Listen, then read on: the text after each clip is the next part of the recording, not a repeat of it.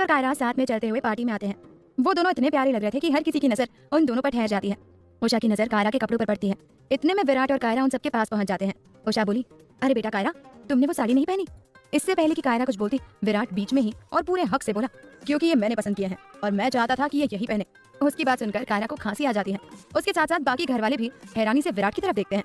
विराट को भी सबकी नजरें अपने ऊपर महसूस होती हैं। वो कोई बहाना करके वहाँ से चला जाता है और पार्टी में आए हुए बाकी लोगों से मिलने लगता है।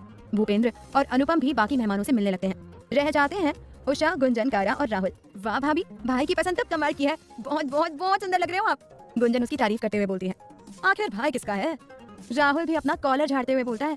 गुंजन बोली, मुझे तो यकीन ही नहीं हो रहा कि भाई ने ड्रेस पसंद की। वो तो इन चीजों से इतना दूर भागते हैं कि पूछो मत। राहुल बोला, ओए गुंजन की बच्ची, तू कहना क्या चाहती है?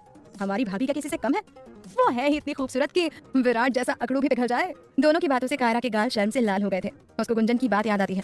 मुझे तो यकीन नहीं हो रहा कि भाई ने ड्रेस पसंद की। वो तो इन चीजों से हमेशा दूर भागते रहते हैं।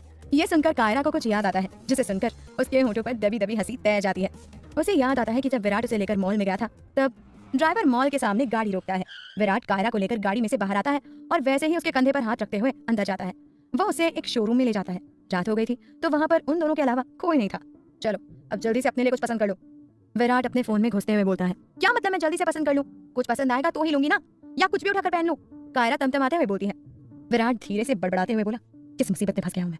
अच्छा ठीक है, जो करना है करो, पर इतना याद रखो कि हमें पार्टी शुरू होने से पहले पहुंचना है, खत्म होने के बाद नहीं। उसकी बात पर कायरा पूरी तरह चिढ़ जाती है, पर कुछ बोलती नहीं। इतने में सेल्स गर्ल उसके पास आकर बोली, may I help you ma'am? Kaira ने कहा, यस, कुछ स्टाइलिश सा गाउन या वन पीस दिखाओ। इसके बाद वो लड़की एक के बाद एक न जाने कितने गाउन लाकर कायरा के सामने रख देती है। विराट तो फिर से अपने फोन में लग गया था। हाँ, पर उसने अभी भी अपना हाथ कायरा के कंधे पर रखा हुआ था। ये कैसा है? कायरा एक गाउन अपने ऊपर लगाकर विराट से पूछती है। विराट उसकी तरफ बिना देखे बोला, देखो ये सब चोचले मुझसे नहीं होंगे, मुझे नहीं समझ आता ये सब, तुम खुद ही देख लो, बट थोड़ा जल्दी। वो अपने फोन में लगा ही बोलता है। कायरा तुरंत उसका फोन छीनते हुए बोली, लिसन मिस्टर सड़िया, हेल्प तो तुम्हें मेरी करनी होगी, वरना मैं कुछ सेलेक्ट नहीं कर पाऊंगी। लगभग वो उसे धमकाते हुए बोलती है। उसकी बात सुनकर सेल्स गर्ल के होठों पर दबी दबी मुस्कान तैर जाती है। उसकी मुस्कान देखकर कायरा एकदम से चुप हो जाती है, पर अगले ही पल वो धीरे से विराट के कान में फुसफुसाते हुए बोली, अगर तुमने मेरी हेल्प नहीं की तो मैं दादाजी से कह दूंगी। ये सुनकर विराट गुस्से से उसे घूरता है। वो लड़की माहौल गर्म होता देख तुरंत एक गाउन ऊपर करते हुए बोली, मैम ये ट्राई कीजिए ना, ये आप पर अच्छा लगेगा। कायरा देखती है कि वो कोई गोल्डन कलर का हैवी गाउन था, देखने में भी ठीक था। ना ये नहीं, वो ब्लैक वाला दिखाओ। विराट तुरंत बोलता है, वाह सर, बहुत अच्छी पसंद है आपकी। कायरा भी देखती है कि वाकई ही वो गाउन बेहद खूबसूरत था। फाइनली इस तरीके से दोनों ने गाउन पसंद किया। ये सब याद आते ही कायरा के होठों पर बड़ी सी मुस्कान तैर जाती है और नजरें खुद ब खुद विराट की तरफ उठ जाती हैं, जो चेहरे पर हल्की सी मुस्कान सजाकर लोगों से बातें कर रहा था।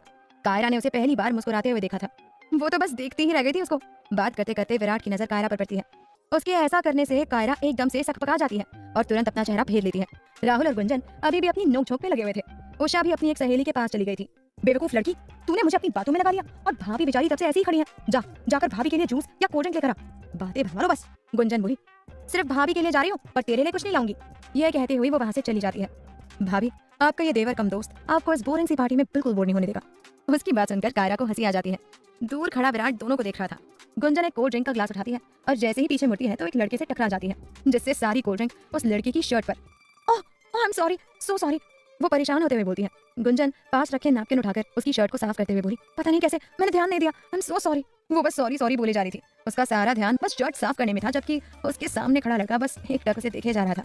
व्हाइट कलर का वन पीस, खोले सिल्क की बाल, हल्का मेकअप, आंखों में काजल, होठों पर पिंक लिपस्टिक, हाथ में डायमंड का ब्रेसलेट, कुल मिलाकर बहुत सुंदर लग रही थी गुंजन। गुंजन के खुले बाल उसके चेहरे पर आ रहे थे, जिनमें वो और भी प्यारी लग रही थी। वो एकदम से नजरें उठाकर उस लड़के की तरफ देखते हुए बोली, सो सॉरी। वो लड़का तुरंत होश में आते हुए बोला, रिलैक्स रिलैक्स, आप खामखा परेशान हो रही हैं, इतनी भी कोई बड़ी बात नहीं हुई, सो प्लीज डोंट पैनिक। वो मुस्कुराते हुए बोलता है। गुंजन झेपते हुए बोली, बट आपकी शर्ट? वो लड़का बोला, यू डोंट वरी मिस, और वैसे भी ब्लैक कलर की है और यहाँ अंधेरे में किसी को कुछ पता नहीं चलेगा। ये कहता हुआ वो वहाँ से चला जाता है। उसकी बात पर गुंजन के होठों पर स्माइल आ जाती है। वो दूसरा ग्लास उठाती है और वहाँ से चली जाती है। देर रात तक पार्टी चलती है। भूपेंद्र आए हुए मेहमानों से कायरा को मिलवाते हैं। पूरी पार्टी में विराट कायरा के आसपास भी नहीं पटका और कायरा ने भी उसके पास जाना जरूरी नहीं समझा। बेशक दोनों एक साथ रहते थे, दोनों में थोड़ी बहुत बातचीत भी हो जाती थी, पर अभी तक कोई रिश्ता नहीं जोड़ पाए थे दोनों आपस में, दोस्ती का भी नहीं। पार्टी अच्छे तरीके से हो जाती है और उसके बाद सब घर के लिए निकल जाते हैं। पूरे रास्ते भी विराट और कायरा में कोई बात नहीं होती। रात काफी हो गई थी तो सब लोग बस चेंज करके सो जाते हैं, हमेशा की तरह कायरा रूम में और विराट स्टडी रूम में, दूसरी तरफ अमेरिका में। सुबह की लाली चारों तरफ फैल गई थी और सुबह होते के साथ ही विवेक ने अवनी को हासिल करने का अपना प्लान शुरू कर दिया था। अवनी के आने से पहले ही वो बाहर जॉगिंग करने के लिए निकल गया और एक जगह छिपकर उसका इंतजार करने लगा। कुछ ही देर में उसे अवनी आती हुई नजर आई। हमेशा की तरह हवा के झोंके की तरह विवेक के पास से गुजर गई। एक पल के लिए तो विवेक हवा में घुली उसकी महक को महसूस करने लगा और अगले ही पल वो धीरे धीरे उसके पीछे दौड़ने लगा। काफी देर तक वो उसके पीछे दौड़ता रहा। पहले तो अवनी ने ध्यान नहीं दिया, पर फिर उसे एहसास हुआ कि कोई लगातार उसके पीछे दौड़ रहा है। वो अपने भागने की स्पीड थोड़ी कम करती है। विवेक भी अपने भागने की गति को कम करता है। अवनी तुरंत पीछे मुड़कर देखती है। विवेक जैसे जानता था कि अवनी ऐसा ही करेगी। वो तुरंत अपनी कातिलाना स्माइल अपने चेहरे पर लाते हुए बोला, हेलो, आई होप आज तो तुमने मुझे पहचान लिया होगा। अवनी बिना कुछ बोले अपना चेहरा फेर लेती है और वापस तेजी से दौड़ने लगती है। विवेक भी उसके साथ दौड़ते हुए बोला, अरे हाँ या नहीं मैं तो बोल ही सकती हो। अवनी और भी तेज दौड़ने लगती है, इतना कि विवेक पीछे रह जाता है। वो एक जगह रुककर तेज तेज सांस लेते हुए बोला, कम से कम नाम तो बता दो मिस। वो जोर से चिल्लाकर बोलता है।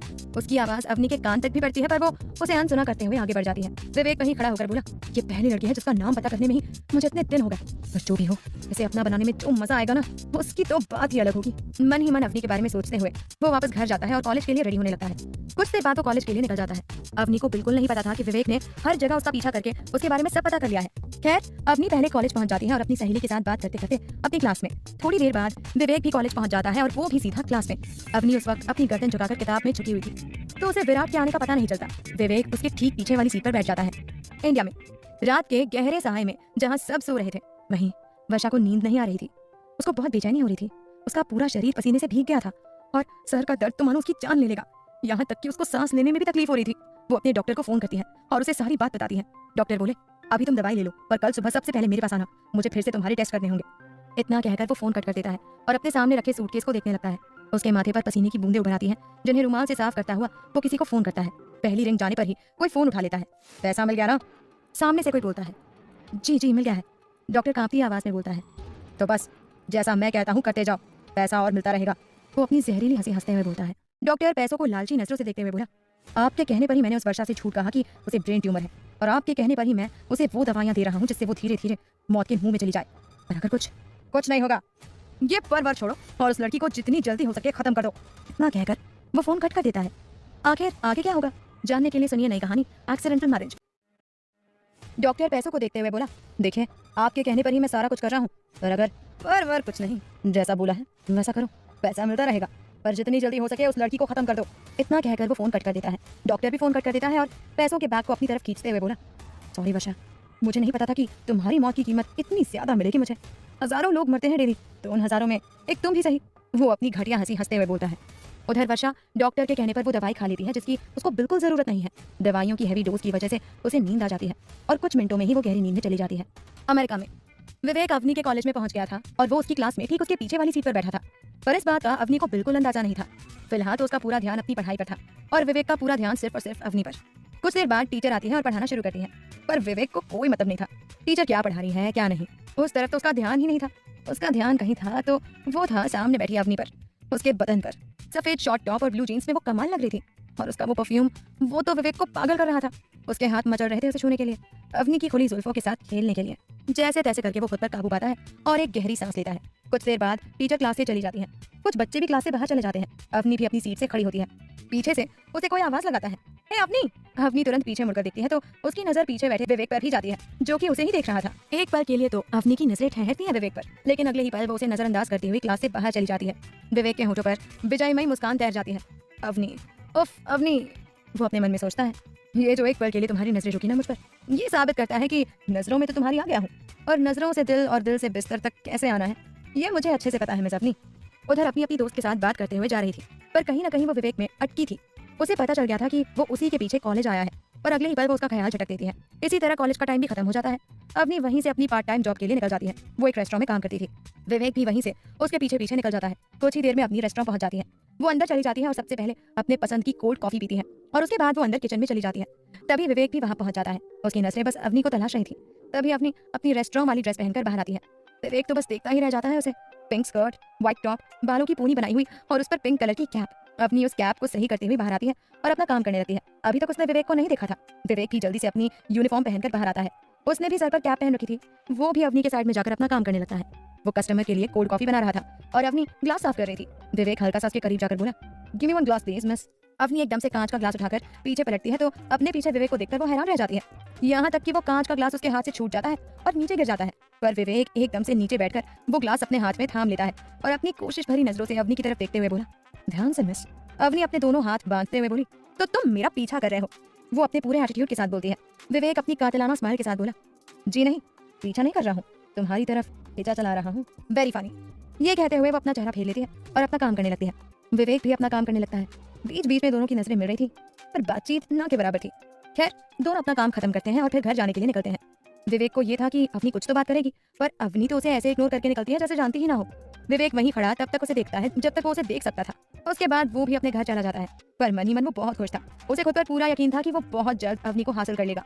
रात काफी हो गई थी और जिंदगी में पहली बार उसने काम किया था, तो वो घर जाते ही बिस्तर पर गिर गया और नींद के आगोश में चला गया। जहाँ अमेरिका में रात हो गई थी, वहीं इंडिया में सुबह होने वाली थी।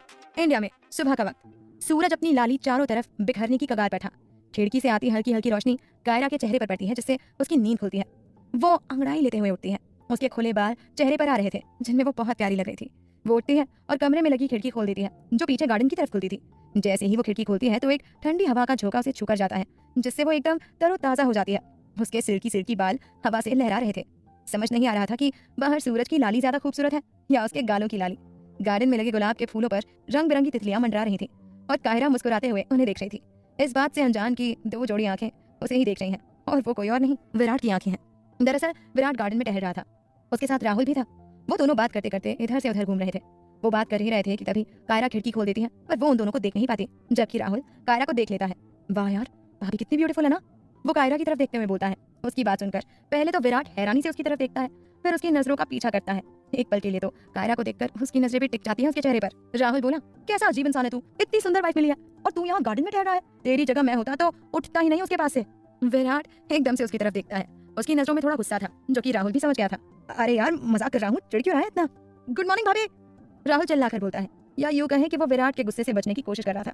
राहुल की आवाज से कायरा उस तरफ देखती है। उसकी नजर विराट पर पड़ती है, जो कि उसे ही देख रहा था, पर कायरा को देखते ही वो अपनी नजरें फेर लेता है। गुड मॉर्निंग, कायरा धीरे से बोलती है और अंदर आ जाती है। राहुल भी अंदर चला जाता है। विराट अपने मन में बोला, ये राहुल भी ना कुछ भी बकवास करता है। ये सोचता हुआ वो भी अंदर जाता है। कायरा आईने के सामने खड़ी अपने खुले बालों को बांध रही थी, पर दिमाग में कल रात की घटना घूम रही थी कि कैसे उसके ब्लाउज की हुक टूट गई थी और फिर विराट ने किस तरह उसकी हेल्प की। खासकर विराट का वो सबके सामने कहना, ये कपड़े मैंने पसंद किए हैं और मैं चाहता था कि वो यही पहने। वो ये सब सोच ही रही थी कि तभी विराट कमरे में आता है और सीधा स्टडी रूम में। कायरा अपने बाल बांधती है और अलमारी में से अपना टॉवल निकालकर वॉशरूम में जाने लगती है। ठीक उसी वक्त विराट भी अपने कंधे पर टॉवल लटकाए हुए बाहर आता है और वो भी वॉशरूम में जाने लगता है। दोनों ही एक दूसरे से टकरा जाते हैं। आउच! दोनों ही एक दूसरे को घूरते हैं। पहले मैं जाऊंगा, पहले मैं जाऊंगी, दोनों एक साथ बोलते हैं। विराट बोला, मुझे ऑफिस जाने में देर हो रही है। इतना कहकर वो आगे बढ़ जाता है और कायरा शांति से अपने कदम पीछे ले लेती है। विराट नहाने चला जाता है और कायरा कमरे में रखे सोफे पर बैठ जाती है। तभी उसकी नजर टेबल पर रखी एक फाइल पर पड़ती है। दूसरी तरफ वर्षा को अपनी हालत ठीक नहीं लग रही थी। डॉक्टर के कहने के अनुसार वो सुबह ही रेडी होकर उसके क्लिनिक जाने के लिए निकल जाती है। पिंक कलर का सूट पहना हुआ था उसने और बालों की गुद कर ढीली ढीली चोटी बनाई हुई थी। वो थोड़ा जल्दी ही क्लिनिक पहुंच गई थी। अभी तक डॉक्टर नहीं आया था। वहाँ पर उसका असिस्टेंट राघव वहाँ पर मौजूद था, जो कि आज ही वहाँ पर आया था। वर्षा गेट नॉक करते हुए अंदर जाती है। राघव का चेहरा दूसरी तरफ था और पीठ वर्षा की तरफ। Excuse me doctor Mehra. Varsha की आवाज सुनकर राघव पीछे मुड़कर देखता है। सॉरी, वो तो अभी तक नहीं आए हैं। ओह अच्छा, और आप? वर्षा उससे सवाल करती है। राघव बोला, मैं उनका नया असिस्टेंट हूँ राघव, आप अंदर आकर भी उनका वेट कर सकते हैं। राघव मुस्कुराते हुए बोलता है। वर्षा भी अंदर आकर बैठ जाती है। घर पर कायरा की नजर उस फाइल पर पड़ती है तो उसके होठों पर मुस्कुराहट तैर जाती है। उसे कल रात की बात याद आ जाती है कि कैसे कल विराट स्पीकर बंद करके अपने मैनेजर से बात कर रहा था। उसे नहीं पता था कि कायरा बाहर ही खड़ी है। मैनेजर बोला, सर प्लीज आप किसी भी तरह उस फाइल पर मैम के साइन लेकर ही आना। आप 2 दिन से फाइल घर ले जा रहे हैं और हर बार बिना साइन करवाए ही लेकर आ जाते हैं, पर आज उस फाइल।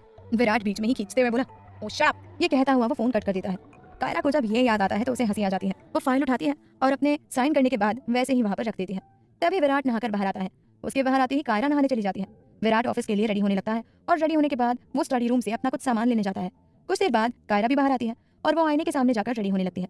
लगभग 10 मिनट बाद विराट बाहर आता है। तब तक कायरा भी रेडी हो गई थी। विराट की नजर उस फाइल पर पड़ती है। तब उसे याद आता है कि इस पर तो कायरा की साइन चाहिए। ये याद आते ही वो मन में बोला, शिट यार, इस लड़की से साइन करवाना मतलब हिमाचल चढ़ना। ये सोचते हुए वो फाइल उठाकर जैसे ही खोलता है तो उस पर पहले से ही कायरा की साइन देखकर हैरान रह जाता है। वो झट से कायरा की तरफ देखता है, जो कि अनजान बनकर अपना काम कर रही थी, पर ना चाहते हुए भी उसकी नजर विराट पर चली ही जाती है। विराट फाइल बंद करता है और हल्की सी मुस्कान अपने चेहरे पर लाते हुए कायरा की तरफ देखता है। बदले में कायरा भी हल्का सा मुस्कुरा देती है। शब्द ना सही, पर दोनों कुछ ना बोलकर भी काफी कुछ भूल गए थे एक दूसरे से। आखिर क्या होगा आगे जानने के लिए सुनिए नई कहानी एक्सीडेंटल मैरिज। फाइल पर कायरा के साइन देखकर विराट हैरान रह जाता है। वो झट से कायरा की तरफ देखता है जो अनजान बनकर अपना काम कर रही थी, पर ना चाहते हुए भी नजरें विराट पर पड़ ही जाती हैं। विराट हल्का सा मुस्कुराकर उसकी तरफ देखता है, जैसे थैंक यू कह रहा हो। बदले में कायरा भी हल्का सा मुस्कुरा देती है। दोनों कुछ ना बोलकर भी बहुत कुछ बोल गए थे, शायद समझने लगे थे एक दूसरे को। विराट कमरे से बाहर निकल जाता है। उसके जाते ही कायरा बोली, इतना भी सड़िया नहीं है जितना बनता है। वो अपने बाल बनाते हुए बोलती है। बाहर सब लोग नाश्ता कर रहे थे। उषा विराट को देखकर बोली, आजा बेटा जल्दी से नाश्ता कर ले। विराट बोला, माँ मेरी जरूरी मीटिंग है, मैं वहीं कुछ खा लूंगा। वो बहुत आराम से बोलता है। ठीक उसी वक्त कायरा भी बाहर आती है और विराट की बात सुन लेती है। विराट वापस बाहर की तरफ बढ़ता है। पीछे से दादाजी बोले, विराट तुमने सुना नहीं तुम्हारी माँ ने क्या कहा, चुपचाप नाश्ता करने बैठो। विराट भी उन्हीं की टोन में पीछे मुड़कर बोला, आपने भी सुना नहीं कि मैंने कहा मेरी जरूरी मीटिंग है। भूपेंद्र गुस्से से कुछ बोलने वाले होते हैं, पर उससे पहले ही कायरा बोली, ओफो दादाजी आप बहुत गुस्सा करते हो। कायरा की बात सुनकर सब लोग हैरान रह जाते हैं, यहाँ तक कि विराट भी, क्योंकि दादाजी के सामने मुंह खोलना मतलब अपनी शामत बुलाना। भूपेंद्र खुद भी हैरान हो गया था।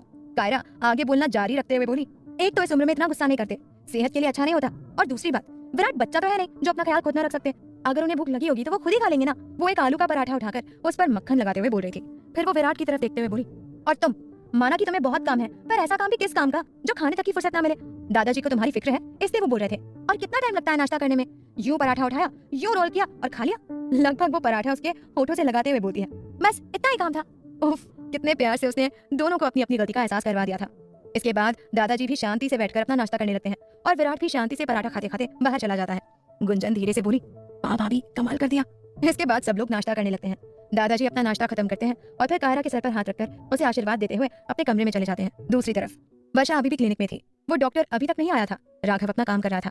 आपको यहाँ पहले तो नहीं देखा, वर्षा से सवाल करती है। जी मैं आज ही आया हूँ, सर से बहुत कुछ सीखना चाहता हूँ। वैसे आप किस लिए आई हैं? अपने किसी रिश्तेदार के लिए? नहीं नहीं, मैं तो अपने लिए आई हूँ। वर्षा मुस्कुराते हुए बोलती है, अपने लिए? क्या हुआ है आपको? वो मुझे। इतने में डॉक्टर मेहरा अंदर आ जाते हैं और वर्षा की बात अधूरी रह जाती है। ओह सॉरी, तुम्हें इंतजार करना पड़ा।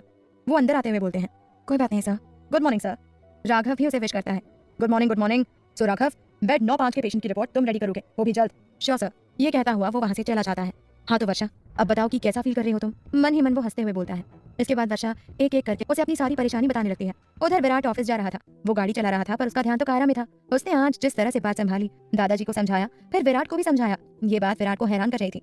विराट खुद से बोला, इतनी समझदार लगती तो नहीं, और आज तो बिना नाटक किए साइन भी कर दिया उसने, पर मैं क्यों उसके बारे में इतना सोच रहा हूँ। इसके बाद वो अपने सारे ख्याल झटक देता है और अपने मैनेजर से फोन पर बात करने लगता है। वर्षा की बात सुनने के बाद डॉक्टर बहुत ज्यादा सीरियस होते हुए बोलते हैं, देखो वर्षा, तुम भी जानती हो कि तुम्हारी हालत ठीक नहीं है, तो ये सिम्टम्स होना लाजमी है। फिलहाल तो मैं तुम्हारी दवाइयाँ चेंज कर रहा हूँ और ये तुम्हें रेगुलर लेनी है, कोई लापरवाही नहीं, ठीक है ना? जी डॉक्टर।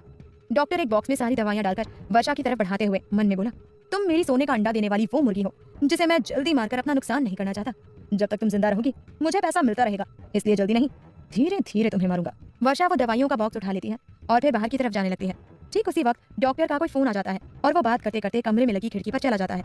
वर्षा बाहर जाने के लिए गेट खोलती है, तभी राघव बाहर से गेट खोल देता है, जिससे दोनों ही नहीं संभल पाते और आपस में टकरा जाते हैं। वर्षा के हाथ में पकड़ा दवाइयों का बॉक्स नीचे गिर जाता है और सारी दवाइयाँ इधर उधर बिखर जाती हैं। Oh I am sorry, so sorry. Raghav जल्दी से वो दवाइयाँ उठाते हुए बोलता है।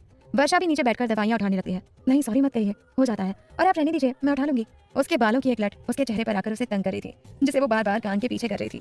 दवाइयाँ उठाते हुए जब राघव की नजर उस पर पड़ती है तो एक पल के लिए तो नजरें ठहर जाती है उसकी वर्षा के चेहरे पर। वर्षा की नजर जब उस पर पड़ती है तो वो अपनी हरकत पर छेप जाता है और जल्दी जल्दी दवाइयाँ उठाने लगता है। इन सब में ये होता है कि जो मेन गोली थी जो धीरे धीरे वर्षा को मौत की तरफ लेकर जाती, वो गोली वहाँ रखे टेबल के नीचे चली जाती है और इस बात का पता दोनों को ही नहीं चलता। राघव सारी दवाइयाँ उस बॉक्स में डालकर वर्षा के हाथ में रखते हुए बोला, एक बार फिर से सॉरी। वर्षा मुस्कुराते हुए बोली, थैंक यू। राघव बोला, आते रहिएगा। वर्षा हैरानी से बोली, जी? राघव एकदम से बोला, नहीं नहीं मत आइएगा। ओफो, ये मैं क्या बोल रहा हूँ? वो अपना सर खुजाते हुए बोलता है। वर्षा बोली, आप पक्का डॉक्टर ही है ना? राघव बोला, अरे बाबा, मैं ये कहना चाह रहा था कि मिलते रहिएगा, पर यहाँ हॉस्पिटल जैसी बोरिंग जगह पर नहीं, आपके ठीक होने के बाद अच्छी जगह पर। उसके ठीक होने वाली बात को सुनकर वर्षा की मुस्कान धीरे धीरे खत्म हो जाती है और एक दर्द उभर आता है उसके चेहरे पर, जो कि राघव भी देख लेता है। वर्षा बिना कुछ बोले वहां से चली जाती है। राघव हैरानी से उसे जाते हुए देखता है, फिर वो अपने कंधे उचकाते हुए बोला, इन्हें क्या हुआ? ये सोचता हुआ वो डॉक्टर के पास चला जाता है। विराट ऑफिस पहुंच जाता है और जाते ही बिजी हो जाता है अपनी मीटिंग में। दिन बीत जाता है और शाम हो जाती है। पूरा दिन विराट को काम से फुर्सत नहीं मिली, या यूं कहें कि वो जानबूझकर खुद को काम में उलझा कर रखता था ताकि और कोई ख्याल या किसी की याद उसे ना आए। शाम के वक्त उसका मैनेजर उसे बताता है कि आज रात कोई बिजनेस पार्टी है जिसमें शहर का हर बिजनेसमैन होगा, तो उसका भी जाना जरूरी है। घर पर सब लोग हॉल में बैठे थे, खूब हंसी मजाक हो रहा था। कायरा सबके लिए चाय बनाकर लाती है। सबको चाय देने के बाद वो भी सबके बीच बैठ जाती है। गुंजन उसका चेहरा देखकर बोली, अरे भाभी, आपको क्या हुआ है? ये आपका चेहरा उतरा उतरा क्यों है? उसके कहने पर सब लोग कायरा की तरफ देखते हैं। नहीं ऐसी कोई बात नहीं है, बस सर में दर्द है हल्का सा। उषा एकदम से बोली, चेहरा देख कैसा पीला पड़ गया है, पक्का किसी की नजर लगी है मेरी बच्ची को। गुंजन बोली, वो तो लगेगी ही ना, कल भाभी लग ही इतनी प्यारी रही थी। तभी भूपेंद्र अपने कमरे से बाहर आता है और सबको बताता है कि वो किसी जरूरी काम से शहर से बाहर जा रहा है, कल तक आएगा। ये कहकर वो वहाँ से चला जाता है। उसके जाने के बाद उषा बोली, ओह मैं तो भूल ही गई, आज तो पवित्रा के पोते का जन्मदिन है, हम सबको वहाँ जाना है। गुंजन एकदम से बोली, प्लीज माँ मैं नहीं, मुश्किल से एक चांस मिला है, मैं तो अंजलि के घर जा रही हूँ, उसकी मम्मी भी कितना बोल रही थी आती नहीं हो वगैरह वगैरह, दादाजी के आने से पहले आ जाऊंगी। कायरा बोली, माँ मैं भी नहीं जा पाऊंगी। राहुल बोला, कोई बात नहीं भाभी आप आराम करो, और मम्मा मामी के साथ मैं चला जाऊंगा। तभी विराट का फोन आता है कि वो बिजनेस पार्टी में जा रहा है, उसे आने में देर हो जाएगी। ये सुनकर उषा बोली, तो क्या कायरा अकेली रहेगी घर पर? एक काम करते हैं, मैं रहने देती हूँ, तुम दोनों चले जाओ। अनुपम बोले, अरे ऐसे कैसे, तुम्हारी सहेली है पवित्रा और तुम ही नहीं जा रही। बड़ी मुश्किल से कायरा सबको समझाती है कि घबराने वाली बात नहीं है, वो आराम से रह लेगी, आप सब जाइए। ना चाहते हुए भी उषा को उसकी बात माननी पड़ती है। कुछ ही देर में सब लोग चले जाते हैं, रह जाती है कायरा और एक मेड। कायरा अपने कमरे में जाने लगती है, पीछे से मेड बोलती है, मैडम जी। कायरा पीछे मुड़ते हुए बोली, हाँ बोलो। वो मैडम क्या मुझे कुछ देर की छुट्टी मिल सकती है, वो बड़े साहब नहीं है तो। कायरा बोली, हाँ कोई नहीं तुम जाओ। कायरा अपने कमरे का दरवाजा बंद करते हुए बोली, ये दादाजी तो खुलकर सांस भी नहीं लेने देते किसी को। ओह मेरा सर दर्द। वो दवाई खाती है और खुद से एक काम करती है, थोड़ी देर लेट जाती हूँ। अब वो जैसे ही लेटती है तो उसे नींद आ जाती है और शाम से रात कब हो जाती है उसे पता ही नहीं चलता। रात गहरा गई थी, कायरा आराम से सो रही थी। खिड़की से आती चांद की हल्की हल्की रोशनी उसके चेहरे पर पड़ रही थी, जिसमें उसका बेदाग चेहरा और भी चमक रहा था। बेहद खूबसूरत लग रही थी कायरा। पर ठीक उसी वक्त कोई दबे पांव उस कमरे की खिड़की से होता हुआ अंदर आता है। अंदर आते ही वो कायरा को निहारने लगता है। उसके इरादे बिल्कुल भी ठीक नहीं लग रहे थे। कायरा के लिए उसकी आंखों में हवस साफ देखी जा सकती थी। वो कोई और नहीं राहुल था, जो कायरा की खूबसूरती देखकर ही पागल हो गया था और अपने गंदे इरादों को अंजाम देने के लिए वो यहाँ रुका हुआ था। और आज उसे मौका मिल गया था। अपनी शर्ट के बटन खोलता हुआ वो कायरा की तरफ बढ़ता है। अगले ही पल वो कायरा के बेहद करीब था। उसके हाथ उसे छूने के लिए मचल रहे थे। ब्लैक कलर के सूट में कायरा वैसे भी बहुत सुंदर लग रही थी। उसका गोरा रंग और भी निखर रहा था। राहुल तो उसे देखकर आज बिल्कुल पागल हो गया था। उसके चेहरे पर डेविल स्माइल आ जाती है। अगले ही पल वो कायरा के चेहरे पर झुकता है और अपनी उंगलियां उसके चेहरे पर फिराते हुए बोला, आज जाकर हसरत पूरी होगी मेरी, कसम से पागल कर दिया तूने मुझे। वो उसके और पास जाकर उसे महसूस करते हुए बोलता है। उसके छुअन से कायरा नींद में गुनगुना जाती है। राहुल अपनी शर्ट निकालकर एक तरफ फेंक देता है और कायरा के दोनों हाथों को अपने हाथों में जकड़ लेता है। आखिर आगे क्या होगा जानने के लिए सुनिए नई कहानी एक्सीडेंटल मैरिज। कायरा सरदर्द की दवाई लेकर सो जाती है। अपने गंदे इरादों के साथ राहुल खिड़की से कायरा के कमरे के अंदर कूद जाता है। कायरा की खूबसूरती देखकर वो पागल हो गया था। वो कायरा के चेहरे पर उंगली फैलाते हुए बोला, आज जाकर मेरी हसरत पूरी होगी, कसम से बला की खूबसूरत है तू, पागल कर दिया तूने मुझे। उसकी छुअन से कायरा नींद में कुनमुना जाती है। अगले ही पल राहुल अपनी शर्ट उतारकर एक तरफ फेंक देता है और कायरा के हाथों को अपने हाथों में जकड़कर उसके ऊपर आता है और उसे किस करने लगता है। पर इससे पहले कि वो उसे किस करता, उससे पहले ही कायरा की आंख खुल जाती है। राहुल को अपने इतना करीब देखकर कायरा डर जाती है। पहले तो उसे कुछ समझ नहीं आता। राहुल अपना एक हाथ उसके चेहरे पर फेरता है और दूसरा हाथ उसके बालों में फंसाते हुए बोला, hey beautiful, you are so much sexy. ये कहता हुआ वो उसके होठों पर झुकने लगता है। पर उससे पहले ही कायरा अपनी पूरी ताकत लगाकर उसे धक्का देती है और खुद से दूर करती है और तेजी से बिस्तर पर से खड़ी होती है और एक थप्पड़ मारती है राहुल के गाल पर। हिम्मत कैसे हुई तुम्हारी मेरे कमरे में आने की, और ये क्या हरकत कर रहे थे तुम, शर्म नहीं आती तुम्हें, मुझे भाभी बोलते हो और मेरे साथ छी। कायरा बहुत गुस्से से बोल रही थी।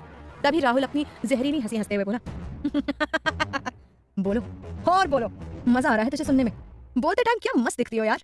और क्या बोला तुमने, भाभी? भाभी माय फुट, यहाँ मैं तुझे अपनी रानी बनाने का सोच रहा हूँ और तू प्रवचन दे रही है। ये बोलते वक्त वो एक चांटा मारता है कायरा के गाल पर। उसने इतनी जोर से मारा था कि कायरा के होठों के किनारे से खून बहने लगता है। इससे पहले कि कायरा संभल पाती, राहुल उसे दोनों कंधों से पकड़कर पीछे दीवार से लगा देता है और उसे किस करने की कोशिश करने लगता है। कायरा अपनी पूरी ताकत लगाकर उसका विरोध कर रही थी।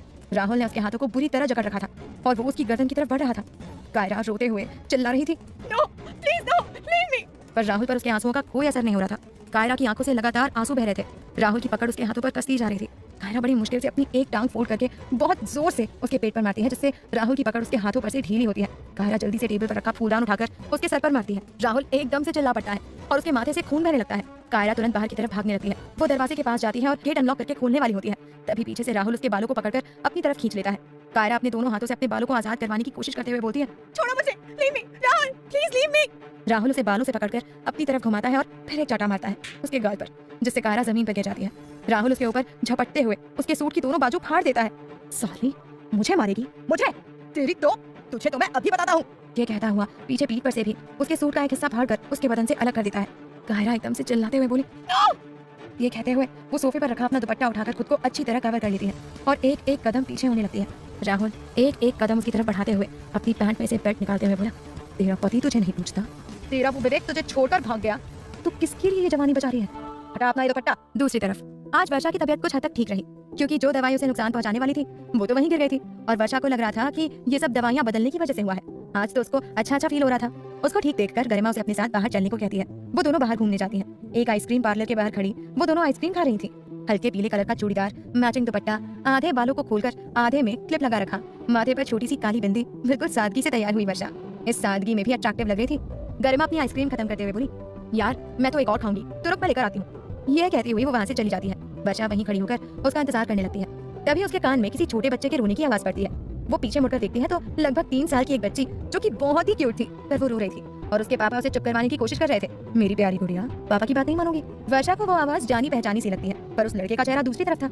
ये आवाज मैंने कहीं तो सुनी है, पर कहाँ? नहीं पापा, मुझे एक साथ 2 आइसक्रीम चाहिए, मतलब चाहिए। बच्चा ऐसे जिद नहीं करते, वो लड़का उसको प्यार से समझाते हुए बोलता है। एक बार फिर उसकी आवाज सुनकर वर्षा को ये जानने की उत्सुकता बढ़ जाती है कि आखिर ये आवाज उसने कहाँ सुनी है। ये जानने के लिए उसके कदम उन दोनों की तरफ बढ़ जाते हैं। अगले ही पल वो उस लड़के के सामने थी जो कोई और नहीं राघव था। वो भी वर्षा को देखकर हैरान रह जाता है। दोनों ही एक साथ बोलते हैं, आप? घर पर कायरा को राहुल की आंखों में हैवानियत साफ नजर आ रही थी। वो डर के मारे पीछे हो रही थी। राहुल अपने होठों पर जीभ फहराते हुए उसकी तरफ बढ़ते हुए बोला, तेरा पति तुझे नहीं पूछता, देखता तक नहीं तेरी तरफ। तेरा वो सो कॉल्ड विवेक तुझे छोड़कर चला गया, तो किसके लिए ये जवानी बचा रही है? हटा ये दुपट्टा। वो उसके दुपट्टे को खींचने की कोशिश करते हुए बोलता है, नहीं, दूर हटो। कायरा अपने नाखून उसके चेहरे पर मारते हुए बोलती है, पर राहुल को कोई फर्क नहीं पड़ रहा था। वो बहुत बुरी तरह से उसके दुपट्टे को खींचने की कोशिश कर रहा था, यहाँ तक कि उसके नाखून कायरा के कंधे में गड़ रहे थे और वहाँ से खून रिसने लगा था, पर राहुल नहीं रुक रहा था। कायरा दर्द से झटपटा उठती है और उसकी चीख उस बंद कमरे में गूंज जाती है। No, please no. वो बहुत ज्यादा रोते हुए बोल रही थी क्योंकि कमजोर पड़ रही थी वो राहुल के सामने। राहुल उसे बालों से पकड़कर उसका चेहरा अपने चेहरे के करीब करते हुए बोला, चुप, एकदम चुप। यहाँ मैं प्यार करने की कोशिश कर रहा हूँ और तेरा वही नाटक। नो नहीं, मत करो। आज रात तुझे मेरी होने से कोई नहीं रोक सकता। वो उसके बेहद करीब जाते हुए बोलता है। कायरा की आंखों से लगातार आंसू बह रहे थे। तभी राहुल उसके बालों को छोड़ उसकी बाजू को पकड़कर मोड़ते हुए उसे दूसरी तरफ घुमाकर पीछे दीवार से लगा देता है और एक झटके से उसका दुपट्टा खींच देता है।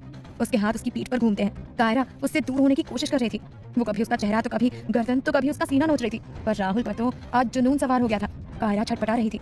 राहुल अपने एक हाथ से उसके दोनों हाथ पकड़ता है और दूसरे हाथ से उसका मुंह दबाते हुए उसके होठों पर झुकने लगता है। कायरा कसकर अपनी आंखें बंद कर लेती है। उसकी बंद आंखों से भी आंसू बह जाते हैं। उसके दिल से खुद ब खुद आवाज निकलती है, विराट। ठीक उसी वक्त विराट एकदम से कमरे का गेट खोलता है और अंदर आता है, पर जैसे ही वो अंदर आता है तो अंदर का नजारा देखकर आंखें हैरानी से फैल जाती हैं उसकी। राहुल कायरा के बेहद करीब था और लगभग उसे किस करने वाला था, पर जैसे ही गेट खोलने की आवाज आती है तो वो तुरंत पीछे मुड़कर देखता है। अपने पीछे विराट को देखकर उसके चेहरे का रंग उड़ जाता है। कायरा की नजर विराट पर पड़ती है। विराट उसे ही देख रहा था। उसे देखकर कायरा की आंखों से और भी आंसू बह जाते हैं जो कि उसकी बेबसी बयां कर रहे थे। राहुल तुरंत अपने चेहरे के भाव बदलते हुए बोला, देख विराट, जैसा तू समझ रहा है ना वैसा कुछ नहीं है। ये भाभी ने मुझे बहाने से यहाँ बुलाया और फिर मेरे करीब आने की कोशिश करने लगी।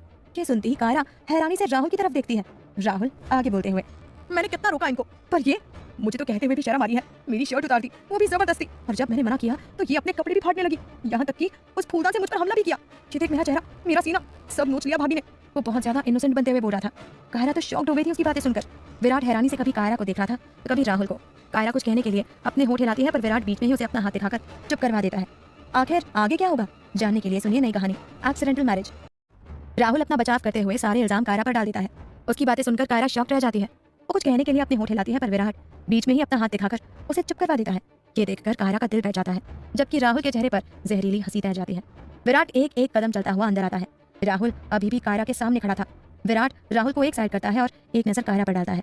दूसरी तरफ राघव और वर्षा दोनों ही एक दूसरे को देखकर हैरान रह जाते हैं और दोनों ही एक साथ बोले, आप। वर्षा 2 कदम बढ़ाकर उस बच्ची के पास जाती है और प्यार से उसके सर पर हाथ फेरते हुए बोली, आपकी बच्ची बड़ी प्यारी है, सो क्यूट। क्या नाम है इसका? सिया। राघव सिया की तरफ बेहद प्यार से देखते हुए बोलता है। इतने में सिया बोली, मैंने बोला ना पापा, मुझे 2 आइसक्रीम ही खानी है। वर्षा इधर उधर देख रही थी। शायद वो सिया की माँ को तलाश कर रही थी। जब उससे नहीं रहा जाता तो वो पूछ ही लेती है, सिया की मम्मी नजर नहीं आ रही? इससे पहले कि राहुल कुछ बोलता, सिया बीच में ही बोली, मेरी मम्मी नहीं है आंटी, पापा कहते हैं कि वो भगवान जी के पास है।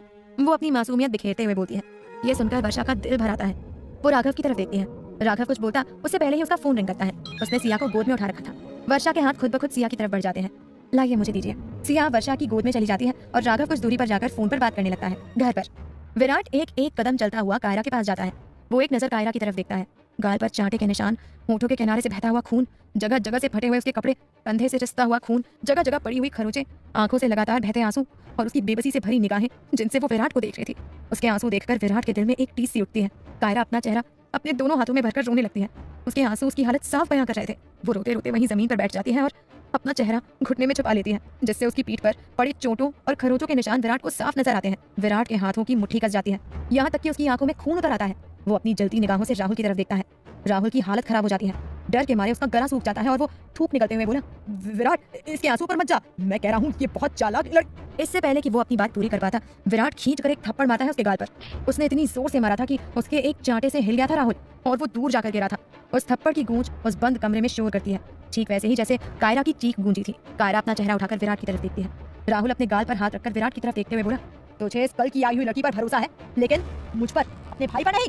विराट बेहद गुस्से से बोला, बंद कर अपनी गंदी जुबान से मुझे भाई कहना, और इस लड़की पर मुझे कितना भरोसा है ये मुझे तुझे बताने की जरूरत नहीं है। वो कायरा की तरफ बढ़ते हुए बोलता है। ये सुनकर कायरा कसकर अपनी आंखें बंद कर लेती है, जैसे तसल्ली हो गई उसे, जैसे वो यही सुनना चाहती थी। अगले ही पल विराट कायरा को उसकी बाजू से पकड़कर खड़ा करता है और अपना कोट उतारकर उसे पहनाता है। ऐसा करते हुए उसका सारा ध्यान उसके शरीर पर लगी चोटों पर था, जबकि कायरा का सारा ध्यान सिर्फ विराट के चेहरे पर था। मौका देखकर राहुल वहां से खिसकने की कोशिश करने लगता है, पर वो विराट की नजरों से बच नहीं पाता। जैसे ही राहुल दरवाजे तक पहुंचता है, तभी विराट पीछे से जाकर उसे पकड़ लेता है, ठीक वैसे ही जैसे राहुल ने कायरा को पकड़ा था। विराट राहुल को पकड़कर अपनी तरफ घुमाता है और फिर लगातार उस पर चांटों की बरसात करते हुए बोला, तेरी इतनी हिम्मत जो तूने उसे हाथ लगाया, गलत किया तूने, बहुत गलत, सोचा भी कैसे तूने ऐसा। वो लगातार राहुल को मारते हुए बोल रहा था। कायरा वहीं खड़ी सब देख रही थी। राहुल मार खाते खाते बोला, तो तू उसे हाथ लगाएगा नहीं, अगर मैंने लगा लिया तो क्या हो गया? हाँ, ये सुनने की देर थी कि विराट का गुस्सा और भी बढ़ जाता है। वो कायरा की तरफ देखता है, जो किसी मूर्ख की तरह खड़े होकर देख रही थी। उसके कान में राहुल के शब्द गूंज रहे थे, तेरा पति तुझे नहीं पूछता, देखता तक नहीं तेरी तरफ, तेरा वो विवेक तुझे छोड़कर चला गया, तो किसके लिए ये जवानी बजा रही है? राहुल को मार मारकर अधमरा कर दिया था विराट ने, यहाँ तक कि उससे हिला भी नहीं जा रहा था, पर वो चाहता था कि कायरा खुद उसे सजा दे अपने हाथों से, तभी उसके अंदर का सारा गुब्बार बाहर आएगा। विराट कुछ सोचता है और फिर राहुल को कॉलर से घसीटकर दूसरे कमरे में बंद करते हुए बोला, इतनी आसान सजा नहीं मिलेगी तुझे। ये कहते हुए वो उसे जमीन पर धक्का दे देता है। राहुल, जो कि पहले ही अधमरा हो गया था, वो वहीं गिरकर बेहोश हो जाता है। कायरा एक एक कदम चलती आईने के सामने जाकर खुद को देखती है। वो विराट का पहनाया हुआ कोट उतार देती है। खुद को देखकर उसकी आंखों के सामने वही मंजर घूम रहा था जब राहुल उसके करीब आने की कोशिश कर रहा था, उसके बदन को नोचने की कोशिश कर रहा था, उसके मान सम्मान को रौंदने की कोशिश कर रहा था। वो अपने चेहरे पर, अपने जिस्म पर लगी खरोचों को छू छू कर देख रही थी, जगह जगह से फटे अपने कपड़ों को देख रही थी। ठीक उसी वक्त विराट वापस कमरे में आता है और कायरा को ऐसा करते हुए देखता है। दूसरी तरफ राघव फोन पर बात करने के बाद जब वापस आता है तो देखता है कि सिया आराम से वर्षा की गोद में बैठकर आइसक्रीम खा रही है। वो दूसरी आइसक्रीम के लिए रो तो बिल्कुल भी नहीं रही। ये देखकर राघव हैरान रह जाता है कि जो सिया किसी के कहने पर नहीं मानती, वो वर्षा का कहना मान रही है। राघव वर्षा को देखता है, शायद गौर से पहली बार देख रहा था। सादगी में भी वो बहुत सुंदर लग रही थी। वो सिया के साथ बिल्कुल बच्ची बनी हुई थी और बेहद प्यारी लग रही थी। दोनों को देखकर राघव के चेहरे पर मुस्कान तैर जाती है और वो मुस्कुराता हुआ वर्षा के पास जाते हुए बोला, लगता है आप दोनों में दोस्ती हो गई है।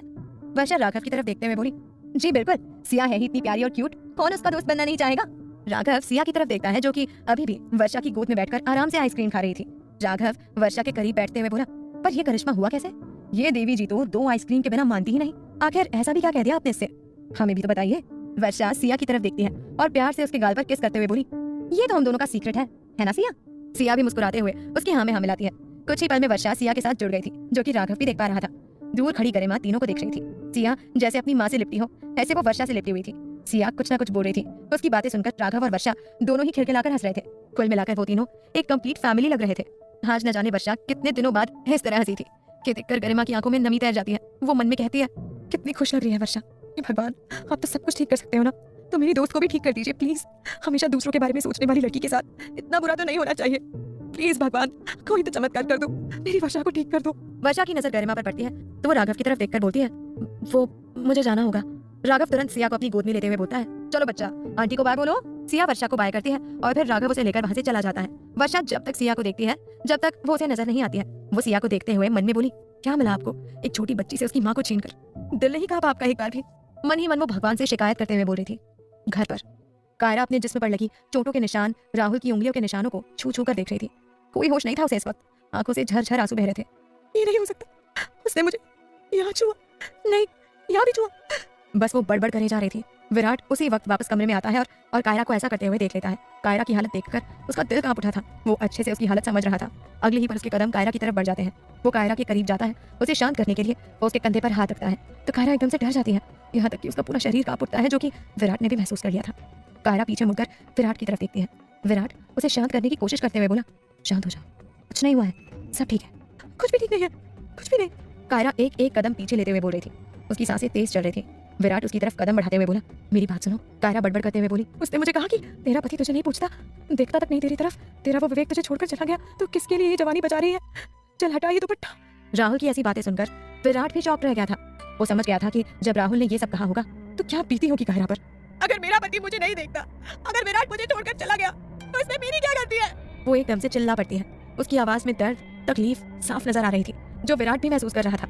वो कायरा के करीब जाते हुए बोला, मेरी बात सुनो। वो उसका चेहरा अपने हाथों में भरते हुए बोलता है।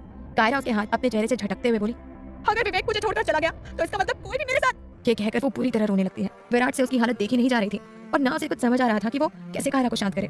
वो फिर से उसका चेहरा अपने हाथों में भरते हुए बोला, कायरा। ये पहली बार था जब उसने उसका नाम लिया था, पर कायरा को कोई होश नहीं था। वो वापस उसे खुद से दूर करने लगती है। जब विराट को कुछ समझ नहीं आता तो उसे एकदम से अपने सीने से लगा लेता है और कसकर अपने आगोश में समा लेता है। कायरा अभी भी उससे दूर होने की कोशिश कर रही थी, पर विराट उसे खुद से दूर नहीं कर रहा था, जैसे कह रहा हो कि कुछ भी हो जाए मैं तुम्हारा साथ नहीं छोड़ूंगा। वो लगातार उसे शांत करने की कोशिश कर रहा था। कायरा रोते हुए बोली, क्या गलती है मेरी? मैंने तो प्यार किया था ना, बदले में उसने मुझे धोखा दे दिया, तो क्या गलती है मेरी? ये कहते हुए वो उसके सीने से लग जाती है और बिखरने देती है खुद को, और विराट समेटने लगता है उसे अपने आगोश में। आखिर आगे क्या होगा जानने के लिए सुनिए नई कहानी एक्सीडेंटल मैरिज। विराट लगातार कायरा को शांत करने की कोशिश कर रहा था, पर कायरा शांत नहीं हो रही थी। वो बस रोई जा रही थी और बड़बड़ाई जा रही थी। जब विराट को कुछ समझ नहीं आता तो वो उसे शांत करने के लिए एकदम से अपने सीने से लगा लेता है। कायरा अभी भी उससे दूर होने की कोशिश कर रही है, पर विराट उसे नहीं छोड़ रहा था। मेरी गलती क्या है? मैंने तो प्यार किया था ना, बदले में उसने मुझे धोखा दे दिया, तो मेरी गलती क्या है? क्या गलती है? ये बोलते हुए वो निढाल सी विराट के सीने से लग जाती है और बिखरने देती है खुद को। विराट भी कसकर उसे अपने आगोश में समाते हुए उसे समेटने लगता है। वो लगातार उसके बालों पर अपना हाथ फेरते हुए बोला, शांत हो जाओ, बिल्कुल शांत, कुछ नहीं हुआ है, मैं हूं ना तुम्हारे साथ। वो कायरा को एक छोटे बच्चे की तरह संभालते हुए बोलता है। कायरा कुछ नहीं बोलती, बस उसके सीने से लगी रोती रहती है, जैसे वो दुनिया की सबसे महफूज जगह पर हो। उधर गुंजन अपनी सहेली के घर पर थी। वो दोनों काफी टाइम बाद मिल रहे थे, तो वो काफी खुश थी। वो दोनों अपनी बातों में लगी हुई थी। रीमा, गुंजन की सहेली, बोली, मोटी, अगर आज भी तू नहीं आती तो मैंने फिर बात ही नहीं करनी थी तुझसे। वो मुंह बनाते हुए बोलती है। गुंजन बोली, अरे यार अब बस भी करना, तुझे तो दादाजी का पता ही है, तू तो समझ। और अब अगर तूने ये मोटी वोटी कहा तो देख लियो। रसोई में पकोड़े बना रही रीमा की मम्मी दोनों की बातों पर हंस रही थी। रीमा बोली, अच्छा तो रुक, मैं तेरे लिए कुछ लाई हूँ, अभी लेकर आती हूँ। ये कहते हुए वो अपने कमरे की तरफ भागती है। ठीक उसी वक्त उनके घर की डोरबेल बजती है। शारदा, रीमा की माँ, रसोई में से ही बोली, रीमा देख तो कौन आया है। गुंजन सोफे पर से उठते हुए बोली, मैं देखती हूँ आंटी। गुंजन गुनगुनाते हुए गेट खोलती है और जैसे ही गेट खोलती है तो अपने सामने खड़े शख्स को देखकर हैरान रह जाती है। उधर वर्षा और गरिमा भी घर के लिए निकल गए थे। पूरे रास्ते वर्षा बस सिया के बारे में सोचती रही। गरिमा उसे सोच में डूबा देखकर बोली, क्या हुआ, क्या सोच रही है? वर्षा अपने ख्यालों में खोई हुई बोली, भगवान भी कभी कभी निर्दयी हो जाता है, क्या हुआ तुझे? गरिमा उसका मन टटोलते हुए बोलती है, वो बच्ची देखी थी तूने जो मेरी गोद में थी, मासूम और प्यारी सी, उसकी माँ नहीं है यार। वर्षा मासूमियत से बोलती है। गरिमा बोली, तू ज्यादा मत सोच, बड़ी मुश्किल से आज तू ठीक सी लग रही है, इतना सोचेगी तो सर दर्द शुरू हो जाएगा तुझे। वो दोनों अपनी बातें करती हुई आगे बढ़ने लगती हैं। घर पर विराट के सीने से लगी कायरा अब काफी हद तक शांत हो गई थी। धीरे धीरे रोना भी बंद हो गया था उसका, पर वो अभी विराट की बाहों में थी और विराट ने भी एक पल के लिए दूर नहीं किया था उसे खुद से। कमरे में इतनी शांति थी कि घड़ी की टिक टिक भी साफ सुनाई दे रही थी। विराट देख रहा था कि कायरा का दिल जरूरत से ज्यादा तेजी से धड़क रहा है, शायद घबराहट की वजह से। अगले ही पल वो कायरा को अपनी गोद में उठाता है और बेहद आराम से उसे बिस्तर पर बिठा देता है और पास रखी चादर से उसे ओढ़ देता है। कायरा भी अब कुछ सुनने और समझने की हालत में हो गई थी। वो खुद को अच्छे से चादर से कवर कर लेती है, पर एक बार भी विराट की तरफ नहीं देखती, बस नजरें नीची करके बैठी रहती है। विराट उसकी हालत बहुत अच्छे से समझ रहा था। लो पानी पियो। वो पानी का ग्लास उसके होठों से लगाते हुए बोलता है। कायरा भी बिना कुछ बोले एक दो घूंट पानी के पी लेती है। कायरा के बाल बिखरे हुए थे जो कि उसके चेहरे पर आ रहे थे। विराट अपने हाथों से उसके बाल पीछे करते हुए बोला, विवेक तुम्हें छोड़कर गया तो उसमें तुम्हारी कोई गलती नहीं है, सिर्फ और सिर्फ उसकी गलती है। वो नहीं जानता कि उसने क्या खोया है। हमें दिलो जान से प्यार करने वाला बहुत मुश्किल से मिलता है और वही उसने खो दिया। वो बहुत आराम से उसके बालों को पीछे करते हुए बोल रहा था। उसकी बात सुनकर कायरा नजरें उठाकर उसकी तरफ देखती है। उसे एहसास होता है कि विराट वर्षा से कितना प्यार करता था और वर्षा ने उसे छोड़ दिया। ना चाहते हुए भी उसकी आंखें फिर भर आती हैं और उसके आंसू छलक कर गालों पर आ जाते हैं। ना ना ना, रोना नहीं। विराट उसके आंसू साफ करते हुए बोलता है, रोना नहीं है, रुलाना है उस घटिया आदमी को जिसने तुम्हें कमजोर समझने की गलती की है, जिसे ये लगता है कि मर्द के बिना औरत का कोई वजूद नहीं, जिसे ये लगता है कि अगर उसका पति उसे नहीं पूछता तो कोई भी उसके साथ नहीं, बिल्कुल नहीं। बता दो उस गिरे हुए घटिया सोच के मालिक को कि तुम क्या हो। बता दो उसे कि लड़कियों के हाथ सिर्फ खाना बनाने के लिए नहीं बल्कि गलत इरादे से कोई उनकी तरफ अपना हाथ उठाए तो तुम उन हाथों को काटने का भी दम रखती हो।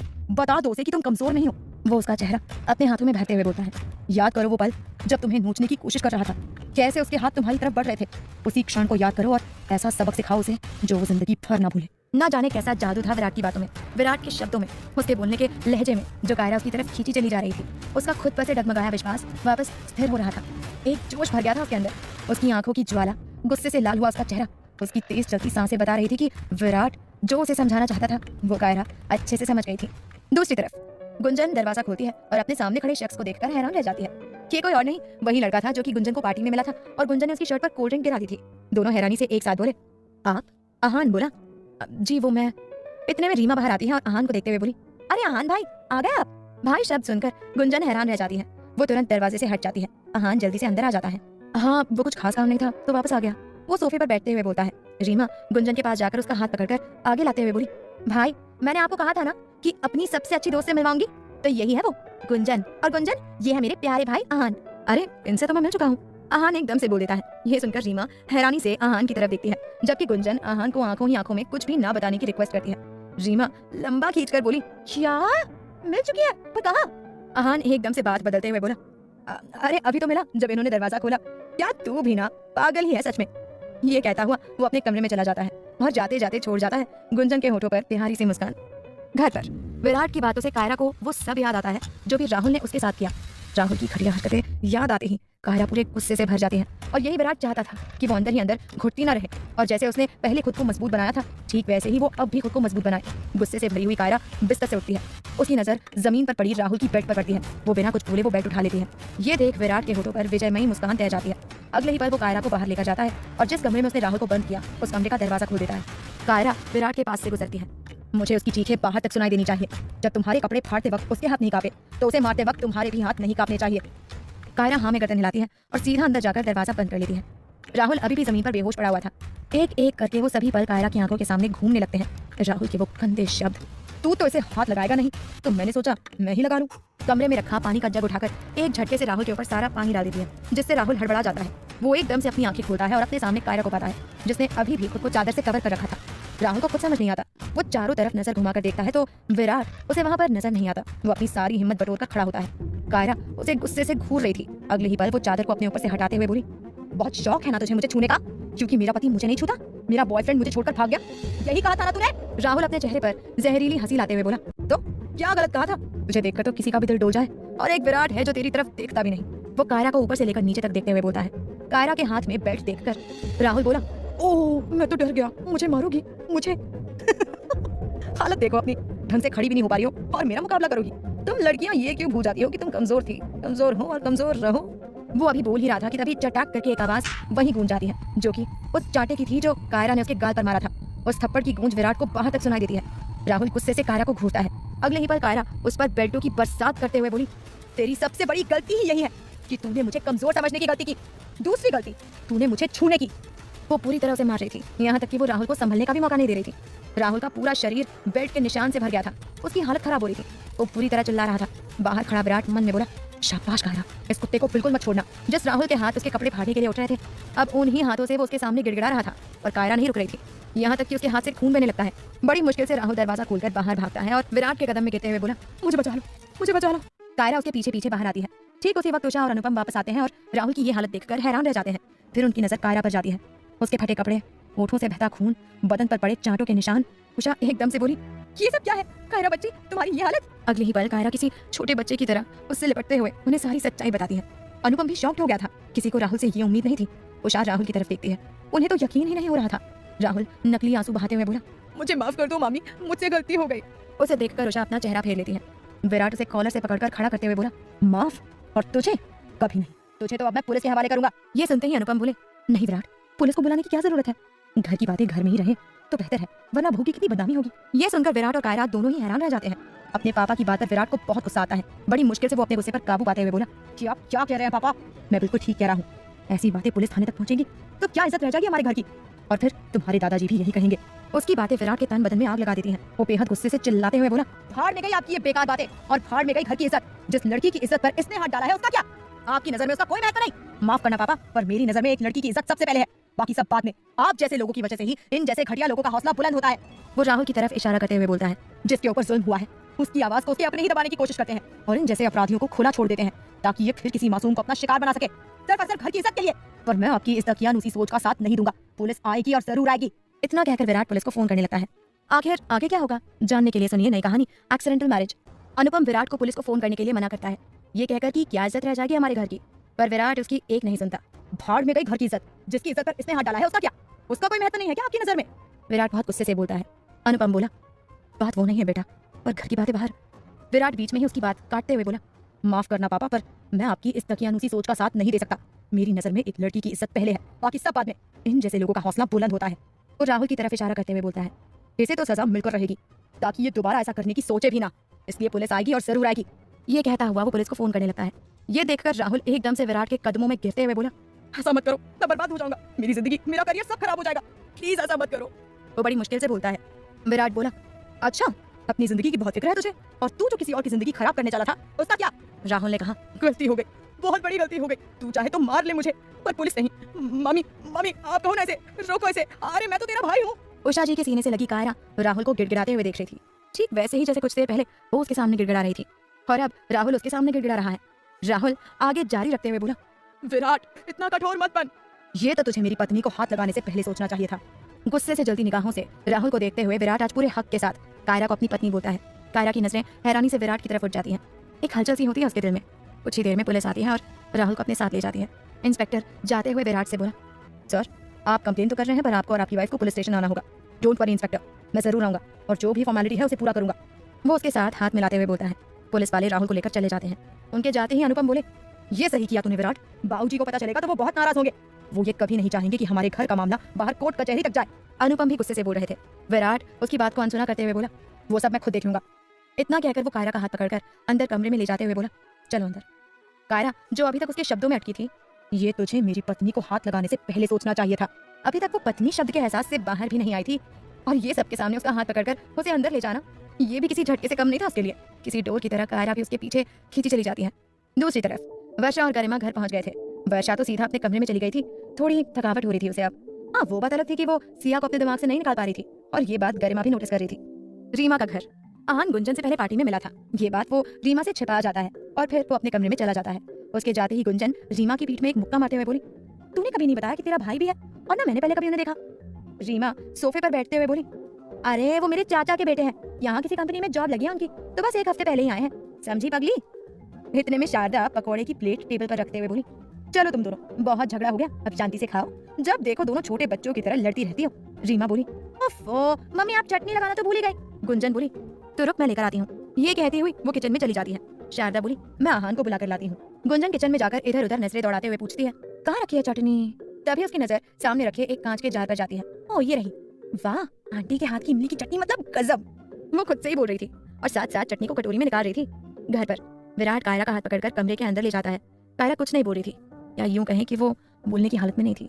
विराट ने अभी भी उसका हाथ मजबूती से पकड़ रखा था, और कायरा की नजरें अपने हाथ पर टिकी हुई थी, जिसे विराट छोड़ ही नहीं रहा था। वो मुझे नहाना है, कायरा धीरे से बोलती है। विराट बस इतना ही बोलता है, वो मेरा हाथ। कायरा सकुचाते हुए बोलती है। विराट की नजर उसके हाथ पर पड़ती है, जिसे मजबूती से उसने थाम रखा था। ये देखकर वो तुरंत उसका हाथ छोड़ देता है। कायरा तुरंत वॉशरूम में चली जाती है और अंदर जाकर वो तेज तेज सांस लेने लगती है। विराट कमरे का हुलिया ठीक करता है और फिर कमरे से बाहर निकल जाता है। रीमा का घर। शारदा आहान को भी बाहर बुला लेती है। आहान कपड़े बदलकर बाहर आता है और ठीक उसी वक्त गुंजन चटनी की कटोरी लेकर किचन से बाहर आती है। वो अपनी ही धुन में चल रही थी। सामने से कौन चला आ रहा है कौन नहीं, इस बात पर तो उसका ध्यान ही नहीं था। सारा ध्यान तो उसका उस चटनी ने पकड़ा हुआ था। लंबे लंबे कदमों से चलती आ रही वो जैसे ही अपनी गर्दन ऊपर करती है तो सामने आहान से टकरा जाती है और सारी चटनी आहान की व्हाइट टी शर्ट पर। शिट! इतना कहकर वो अपना निचला होंठ अपने दांतों तले दबा लेती है। आहान कभी गुंजन को देख रहा था तो कभी अपनी टी शर्ट को। पीछे खड़ी रीमा अपनी माँ से बोली, कर दिया कबाड़ा इस लड़की ने, ये तो भाई की फेवरेट टी शर्ट है। गुंजन एकदम से बोली, sorry sorry sorry sorry, I am so sorry. वो अपने हाथों से उसे साफ करने लगती है, या यूं कहे कि और गंदा कर देती है। ये देखकर रीमा माथा पीट लेती है, ये लड़की आज पक्का मरेगी। वो मन ही मन बोलती है। आहान भी हैरानी से उसे देख रहा था कि ये आखिर लड़की कर क्या रही है, पर गुंजन थी जैसे कोई होश नहीं था। वो लगातार उसकी टी शर्ट को साफ करने में लगी थी। आहान उसके दोनों हाथ पकड़ते हुए बोला, रुक जाइए, आप और भी ज्यादा गंदा कर रही हैं। गुंजन हैरानी से बोली, जी, जैसे उसने कुछ सुना ही ना हो। आहान उसे अपनी टी शर्ट की तरफ देखने का इशारा करता है। गुंजन अपनी नजरें नीचे करके उसकी टी शर्ट की तरफ देखती है, जो कि लगभग सारी खराब हो गई थी। ओफो, ये तो और भी खराब हो गई। वो मासूमियत से बोलती है। उसकी अदा पर आहान हल्का सा मुस्कुरा देता है और बिना कुछ बोले वापस अपने कमरे में चला जाता है। गुंजन रीमा की तरफ देखती है तो बदले में रीमा ठहाका लगाकर हंसने लगती है। घर पर कायरा नहाकर बाहर आती है। नहाने के बाद उसे अच्छा महसूस हो रहा था। उसने रेड कलर की एक लूज सी नाइटी पहन रखी थी। वो बाहर आती है तो विराट को वहां ना देखकर बोली, ये कहाँ गया? वो खुद से ही सवाल करती है। उसके बदन पर लगी चोट अब दर्द कर रही थी, जख्मों में जलन हो रही थी। खैर, वो आईने के सामने जाती है और एक नजर खुद को देखती है।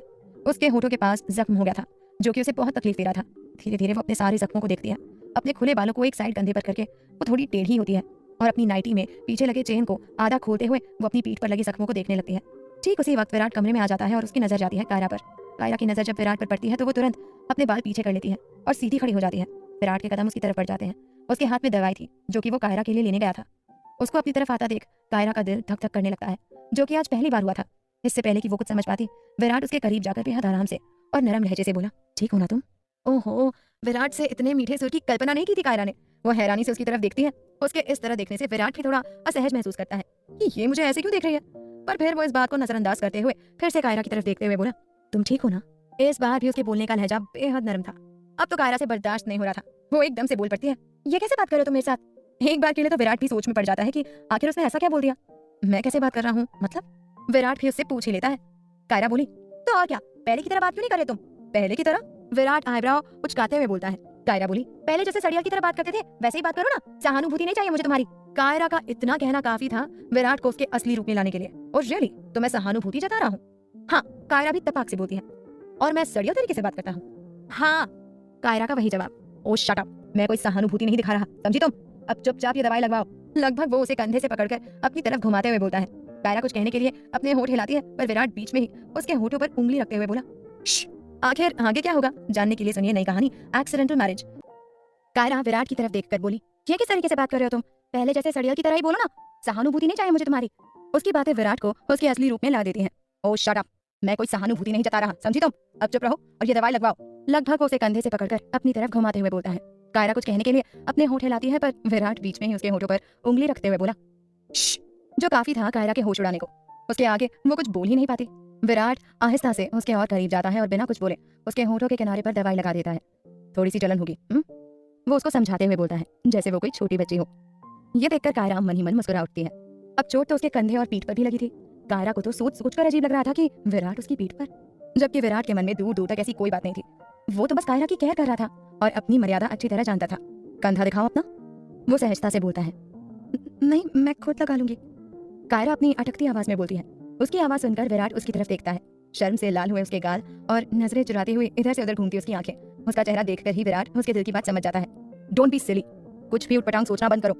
ये कहता हुआ वो कमरे की सारी लाइट्स ऑफ कर देता है। कमरे में केवल इतनी रोशनी थी कि बस दोनों के चेहरे नजर आ रहे थे और कुछ भी नहीं। विराट कायरा को वापस घुमाता है, जिससे उसकी पीठ उसकी तरफ हो जाती है। कायरा का दिल जोर जोर से धड़क रहा था, जैसे उछलकर बाहर आ जाएगा। रीमा का घर। एक तो पहले ही गुंजन आहान की कमीज खराब कर चुकी थी और आज भी उसने आहान की टी शर्ट खराब कर दी। ओह गॉड, ये क्या किया मैंने? मतलब एक ही गलती दो बार? मैं भी ना बिल्कुल देखकर नहीं चलती हूँ। वो क्या सोच रहे होंगे मेरे बारे में? वो सोफे पर बैठी अपने नाखून चबाते हुए ये सब सोच रही थी। उसके सामने बैठी रीमा बस उसे ही देख रही थी। पकोड़े ठंडे हो रहे थे, पर ना तो गुंजन खुद खा रही थी और ना रीमा को खाने दे रही थी। ठीक उसी वक्त आहान टी शर्ट चेंज करके बाहर आता है। जैसे ही बाहर आता है तो नजरें जाती हैं गुंजन पर, जो अभी भी अपने नाखून चबाने में लगी हुई थी। देवी जी, अगर आपको नहीं खाना तो कम से कम मुझे तो खाने दें, कब से मुंह में पानी आ रहा है मेरे। रीमा अपने मुंह में पानी भरते हुए बोलती है, पर गुंजन तो अपनी ही सोच में गुम थी। अभी तक उसने आहान को भी नहीं देखा था और आहान था जो गुंजन की हरकतों पर बस मुस्कुराया जा रहा था। आखिर वो ही अपने कदम उसकी तरफ बढ़ाता है और सोफे पर बैठते हुए बोला, इतनी भी कोई बड़ी बात नहीं हुई है मिस, जो आपको ये पकौड़े छोड़कर अपने नाखून चबाने पड़ रहे हैं। ये सुनकर गुंजन झेप जाती है, पर फिर वो एक गहरी सांस लेकर बोली, आई एम सॉरी, मेरी वजह से आपके कपड़े खराब। आहान बीच में ही उसे रोकते हुए बोला, प्लीज सॉरी मत कहिए, आपने जानबूझकर तो नहीं किया ना, हो जाता है, टेंशन मत लीजिए आप। रीमा, तुम समझाओ अपनी दोस्त को। ये कहता हुआ वो वहां से उठते हुए बोला, एक्सक्यूज मी, मुझे एक मेल सेंड करनी है। इतना कहकर वो अंदर चला जाता है, क्योंकि वो समझ गया था कि गुंजन उसके सामने सहज महसूस नहीं कर रही है। और होता भी यही है। उसके जाते ही गुंजन चैन की सांस लेती है। घर पर विराट कमरे की लाइट बंद कर देता है। कमरे में केवल इतनी रोशनी थी कि बस दोनों के चेहरे नजर आ रहे थे। विराट उसे कंधे से पकड़कर दूसरी तरफ घुमाता है, जिससे कायरा की पीठ उसकी तरफ हो जाती है। विराट आहिस्ता से उसके खुले बालों को एक तरफ कंधे पर करता है। उसकी उंगलियां उसकी गर्दन पर छूते ही कायरा सिहर उठती है। उसकी धड़कनें रफ्तार पकड़ लेती हैं, जबकि विराट के दिल में दूर दूर तक ऐसी कोई फीलिंग नहीं थी। वो तो बस उसकी केयर कर रहा था, उसका ध्यान रख रहा था। विराट धीरे धीरे उसकी नाइटी में लगी आधी खुली चेन को पूरा खोल देता है और वो उसकी पीठ पर दवाई लगाने लगता है। कायरा को जलन होती है, एक आह निकलती है उसके मुंह से और वो कसकर अपनी आंखें बंद कर लेती है। विराट आईने में से उसकी तरफ देखता है। कायरा को कितनी तकलीफ हो रही थी ये उसका चेहरा देखकर ही पता चल रहा था। विराट तुरंत अपने होठों को गोल करके उसकी चोट पर फूंक मारने लगता है। विराट की ठंडी सांसें अपनी पीठ पर महसूस होते ही कायरा को एक सुकून मिलता है। वो तुरंत अपनी आंखें खोलकर उसकी तरफ देखती है। विराट कितना केयरिंग लग रहा था, कितना सिंपल, कितना ऑनेस्ट, जो दिल में वहीं जुबान पर। कायरा तो खींची चली जा रही थी उसकी तरफ। वो बस एक तक विराट को देखे जा रही थी। अपने दर्द, अपनी जलन का तो एहसास ही नहीं हो रहा था उसे, और विराट था जो सिर्फ और सिर्फ उसकी केयर कर रहा था। वो साथ दवाई लगा रहा था और साथ साथ पूछ रहा था, जलन तो नहीं हो रही? पर कायरा के कानों तक उसकी आवाज नहीं पहुंच रही थी। वो तो बस अपनी सुध बुध गवाकर उसकी हाँ में हाँ मिला रही थी। कब विराट ने उसकी हर चोट पर दवाई लगा दी उसे पता ही नहीं चला। लो हो गया। वो उसकी चेन बंद करते हुए बोलता है और वापस रूम की लाइट ऑन कर देता है। लाइट्स ऑन होते ही कायरा एकदम से होश में आती है और खुद की हरकत पर वो हैरान रह जाती है।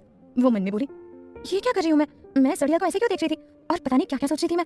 अब सो जाओ या पूरी रात यहीं खड़ी रहोगी? विराट अपने दोनों हाथ बांधे उसकी तरफ देखते हुए बोलता है। कायरा बिना कुछ बोले चुपचाप जाकर बिस्तर पर लेट जाती है। अपनी ही उलझन में उलझी हुई थी वो तो। विराट के कदम उसकी तरफ बढ़ जाते हैं। यह देखकर कायरा मन में बोली, अब ये मेरी तरफ क्यों आ रहा है? दवाई तो लग गई ना, फिर क्या बाकी रह गया है? कहीं अब ये यहीं तो नहीं सोने वाला? नहीं, ऐसे तो मैं सो ही नहीं पाऊंगी। इतने में विराट उसके नजदीक पहुंच जाता है। कायरा एकदम से उठकर बैठते हुए बोली, देखो अब तुम इतने भी स्वीट मत बनो। एक तो पहले ही तुमने प्यार से बात कर करके दिमाग खराब कर दिया है। मैं तो अभी तक ये बात ही हजम नहीं कर पा रही हूँ कि तुमने मुझसे बिना गुस्से के बात की और अब तुम यहाँ सोने के लिए भी चले आए। विराट कुछ कहने के लिए अपने होठ हिलाता है पर कायरा बीच में ही बोली, हाँ जानती हूँ कि तुम फिक्र कर रहे हो पर अब मैं बिल्कुल ठीक हूँ, अकेली सो सकती हूँ, तो तुम परेशान मत हो। अगर तुम यहाँ सोए तो मैं दादाजी से कह दूंगी। वो हड़बड़ाकर जो मुंह में आ रहा था वो बोले जा रही थी। ये देखकर विराट अपना माथा पीट लेता है। Will you please shut up? वो खींचते हुए बोलता है, मैं अपना फोन लेने आया हूँ ना कि तुम्हारे साथ सोने। वो टेबल पर रखा अपना फोन उठाकर उसे दिखाते हुए बोलता है। ये देखकर कायरा अपना निचला होंठ दांतों तले दबा लेती है और फटाफट से अपनी आंखें बंद करके लेट जाती है। विराट उसे ऐसे देख रहा था जैसे कच्चा चबा जाएगा।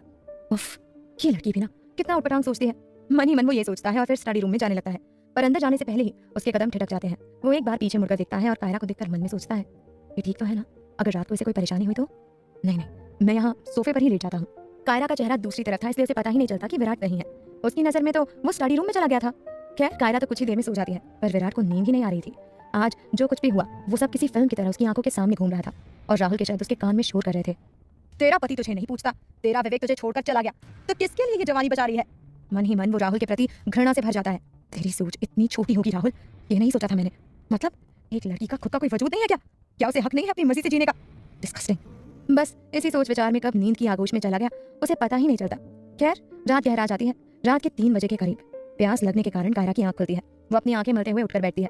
जैसे ही वो अपनी आंखें खोलती है तो सोफे पर सो रहे विराट को देखकर वो हैरान रह जाती है। वो मन में सोचती है, ये यहाँ पर ये तो स्टडी रूम में चला गया था ना? तो फिर वो देखती है कि विराट का कंबल आधा नीचे लटका हुआ था। वो उठती है और धीरे से कंबल को उठाकर विराट को ओढ़ा देती है। ऐसा करते हुए फिर से उसकी नजर विराट के चेहरे पर टिक जाती है।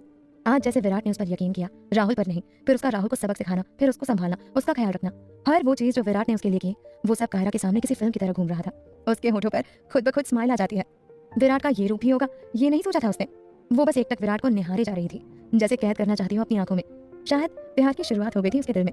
दूसरी तरफ अमेरिका में आज भी विवेक ने अवनी का पीछा नहीं छोड़ा। पहले जॉगिंग फिर कॉलेज, पर मजाल है अवनी ने उसकी तरफ देखना भी जरूरी समझा। अवनी का यही अंदाज विवेक के सर पर सवार हो गया था। एक जुनून बन गई थी अवनी उसके लिए। अपनी तरफ से वो कोई भी ऐसी हरकत नहीं कर रहा था जो अवनी को बुरी लगे। किसी भी तरीके से वो बस उससे दोस्ती करना चाहता था। इंडिया में सुबह का वक्त, विराट उठ गया था और वो पुलिस स्टेशन जाने के लिए रेडी हो रहा था। कायरा उस वक्त वॉशरूम में थी, वो भी विराट के साथ जा रही थी। विराट रेडी होकर कमरे से बाहर जाता है। अनुपम और उषा बाहर ही बैठे हुए थे। एक कप चाय देना माँ? विराट सोफे पर बैठते हुए बोलता है। अनुपम उसे देखते हुए बोल रहे हैं, मैं अभी भी कह रहा हूँ कि ये पुलिस के लफड़े में पड़ने की जरूरत नहीं है। रात गई बात गई, भूल जा सब। विराट अपने गुस्से पर काबू पाते हुए बोला, एक ही बात रिपीट करने की आदत नहीं है मुझे, और ये इतनी छोटी बात नहीं है जैसे आप बोल रहे हैं कि रात गई बात गई। ये कहता हुआ वो टेबल पर रखा न्यूज़पेपर उठाता है, पर जैसे ही वो फ्रंट पेज पर छपी खबर देखता है तो आंखें हैरानी से फैल जाती हैं उसकी। फ्रंट पेज पर न्यूज़ थी, पुलिस को चकमा देने की कोशिश में राहुल बिंद्रा ने गंवाई अपनी जान, ट्रक की चपेट में आने से हुई दर्दनाक मौत। ये खबर पढ़कर विराट का माथा ठनकता है और वो शक की नजरों से अनुपम की तरफ देखता है। आखिर आगे क्या होगा जानने के लिए सुनिए नई कहानी एक्सीडेंटल मैरिज। न्यूज़पेपर पर छपी राहुल की मौत की खबर पढ़कर विराट शॉक रह जाता है। उसका दिमाग ठनकता है और वो शक की नजरों से अनुपम की तरफ देखता है। इतने में कायरा भी रेडी होकर बाहर आ जाती है। बेबी पिंक कलर का चूड़ीदार, मैचिंग दुपट्टा, माथे पर छोटी सी बिंदी, होठों पर हल्की सी पिंक कलर की लिपस्टिक, मांग में चमकता सिंदूर, कुल मिलाकर वो बहुत सुंदर लग रही थी। अनुपम उसे देखते ही बोले, देखो बच्चे, मैं मानता हूँ कि राहुल की गलती है, बहुत बड़ी गलती है। उसकी हरकत माफी के काबिल है ही नहीं और ना मुझे उससे कोई हमदर्दी है। हाँ, पर मैं इतना जरूर चाहता हूँ कि हमारे घर की बात बाहर मीडिया तक ना जाए। तुम विराट को मना कर दो, अपनी शिकायत वापस ले लो। विराट सिर्फ और सिर्फ अनुपम के चेहरे के भाव देख रहा था। मन में बोला, पापा को देखकर लगता तो नहीं कि राहुल की मौत के पीछे इनका हाथ है, पर फिर ये नहीं तो कौन? पता करना पड़ेगा।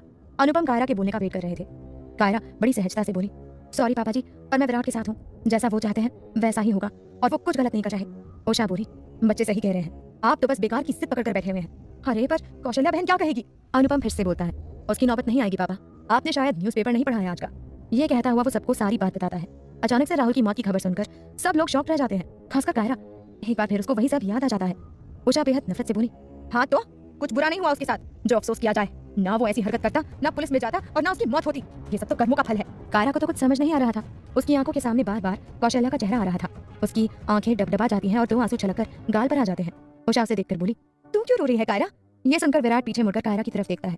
एक पल के लिए तो नजरें ठहर जाती हैं उसकी कायरा के मासूम से चेहरे पर। किसी गुड़िया से कम नहीं लग रही थी कायरा। पर जब वो उसे रोते हुए देखता है तो उसके कदम खुद ब खुद उसकी तरफ बढ़ जाते हैं। तुम क्यों रो रही हो? उसने गलती की तो उसे सजा मिल गई। तुम पहले से ही ठीक नहीं हो और अब रो रोकर और ज्यादा तबीयत खराब करनी है तुम्हें। विराट को पता ही नहीं चला कब उसके हाथ कायरा के चेहरे की तरफ बढ़ गए और उसने उसके आंसू साफ कर दिए, जो काफी था उसे बेचैन करने के लिए। एक बार फिर धड़कनें बढ़ जाती हैं उसकी और वो अपनी बड़ी बड़ी आंखों से विराट की तरफ देखने लगती है। उषा भी विराट में आए इस बदलाव को देख रही थी। विराट कायरा को समझाते हुए बोला, देखो तुम टेंशन मत लो, बस भूल जाओ कि राहुल नाम का कोई भी था। मैं ऑफिस जा रहा हूँ, तुम्हें कोई परेशानी हो तो सीधा मुझे फोन करना। एक बार फिर विराट की मधुर वाणी सुनकर कायरा अपने होश खो बैठती है। उषा जी एकदम से बोली, नहीं नहीं, ऑफिस बाद में जाना, पहले मेरी बच्ची को लेकर मंदिर जा। पता नहीं किसकी नजर लग गई है मेरी बच्ची को। विराट कायरा को लेकर मंदिर जाएगा? ये दोनों के लिए ही अजीब है। शादी के इतने दिन हो गए थे पर आज तक दोनों साथ में कहीं नहीं गए थे। पर विराट टालने की कोशिश करते हुए बोला, माँ आप चले जाओ, मुझे बहुत काम। पर आज तो उषा भी जिद पर आ गई थी। मैंने बोला ना कि तुम दोनों ही जाओगे तो बस तुम दोनों ही जाओगे, कोई बहस नहीं चाहिए मुझे। ना चाहते हुए भी विराट को उसकी बात माननी पड़ती है। चलो, वो कायरा की तरफ देखते हुए बोलता है। कायरा भी उसके पीछे पीछे चल देती है। दूसरी तरफ वर्षा उठ गई थी। क्योंकि अब वो गलत दवाई नहीं ले रही थी तो उसे पहले से अच्छा महसूस हो रहा था। पर वो इस बात पर हैरान थी कि ऐसा कैसे हो सकता है।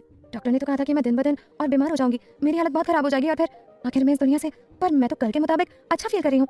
हे भगवान, ये क्या हो रहा है मेरे साथ? ये कैसी दुविधा है? आप ही कोई रास्ता दिखाओ मुझे। वो मन ही मन ये सब सोच रही थी। गरिमा तो सुबह ही ऑफिस के लिए निकल गई थी। फिर पता नहीं वर्षा के दिल में क्या आता है और वो भी घर से बाहर निकल जाती है। दूसरी तरफ विराट और कायरा मंदिर के लिए निकल गए थे। विराट गाड़ी चला रहा था और कायरा उसके साइड में बैठी थी। दोनों ही खामोश थे। जहाँ कायरा विराट के बारे में सोच रही थी, विराट के दिल का कोमल कोना जो आज तक बस वर्षा ने देखा था, वही कोना आज कायरा भी महसूस कर रही थी। जितना वो विराट को जानती जा रही थी उतना ही उससे जुड़ती जा रही थी, या यूं कहे कि कुछ महसूस करने लगी थी वो विराट के लिए। पर इस बात का एहसास नहीं था उसको। वहीं विराट के दिमाग में तो बस राहुल की अचानक हुई मौत घूम रही थी। उसने तय कर लिया था कि वो खुद सब पता लगाएगा, उसके बाद ही किसी पर इल्जाम लगाएगा।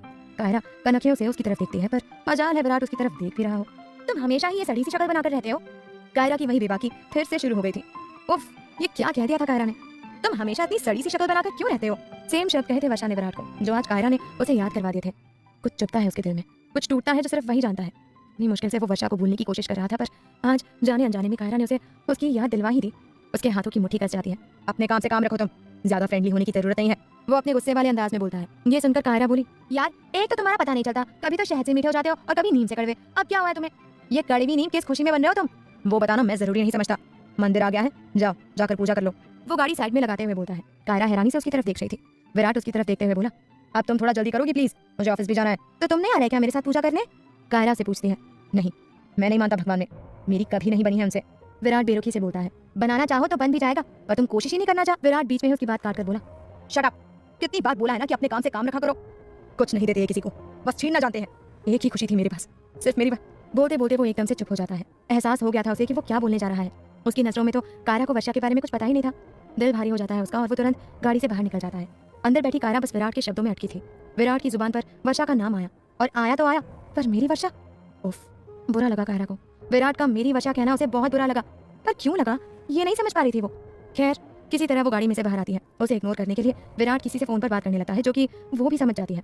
वो सामने की दुकान से पूजा की थाली लेने चली जाती है। विराट वहीं गाड़ी के पास खड़े होकर किसी को फोन करने लगता है ताकि वो राहुल की मौत का पता लगा सके। कायरा एक हाथ में थाली पकड़े हुए और दूसरे हाथ में अपने सर पर दुपट्टा रखते हुए वापस विराट के पास आकर उससे बोली, तो तुम सच में मेरे साथ नहीं चलोगे? विराट उसे बहुत ज्यादा ही गुस्से से घूरता है। ठीक है, ज्यादा बनो मत, नहीं आना तो मत आओ। ये कहते हुए वो सीढ़ियां चढ़ने लगती है, पर दिमाग में तो विराट की कहीं बात घूम रही थी, मेरी वर्षा। उसे समझ ही नहीं आ रहा था कि क्यों विराट का आज वर्षा का नाम लेना उसे बुरा लग रहा है। बुरा भी छोड़ो, बहुत बुरा। इसका मतलब वो अभी तक इसके दिल में है, ये अभी तक उसके बारे में सोचता है।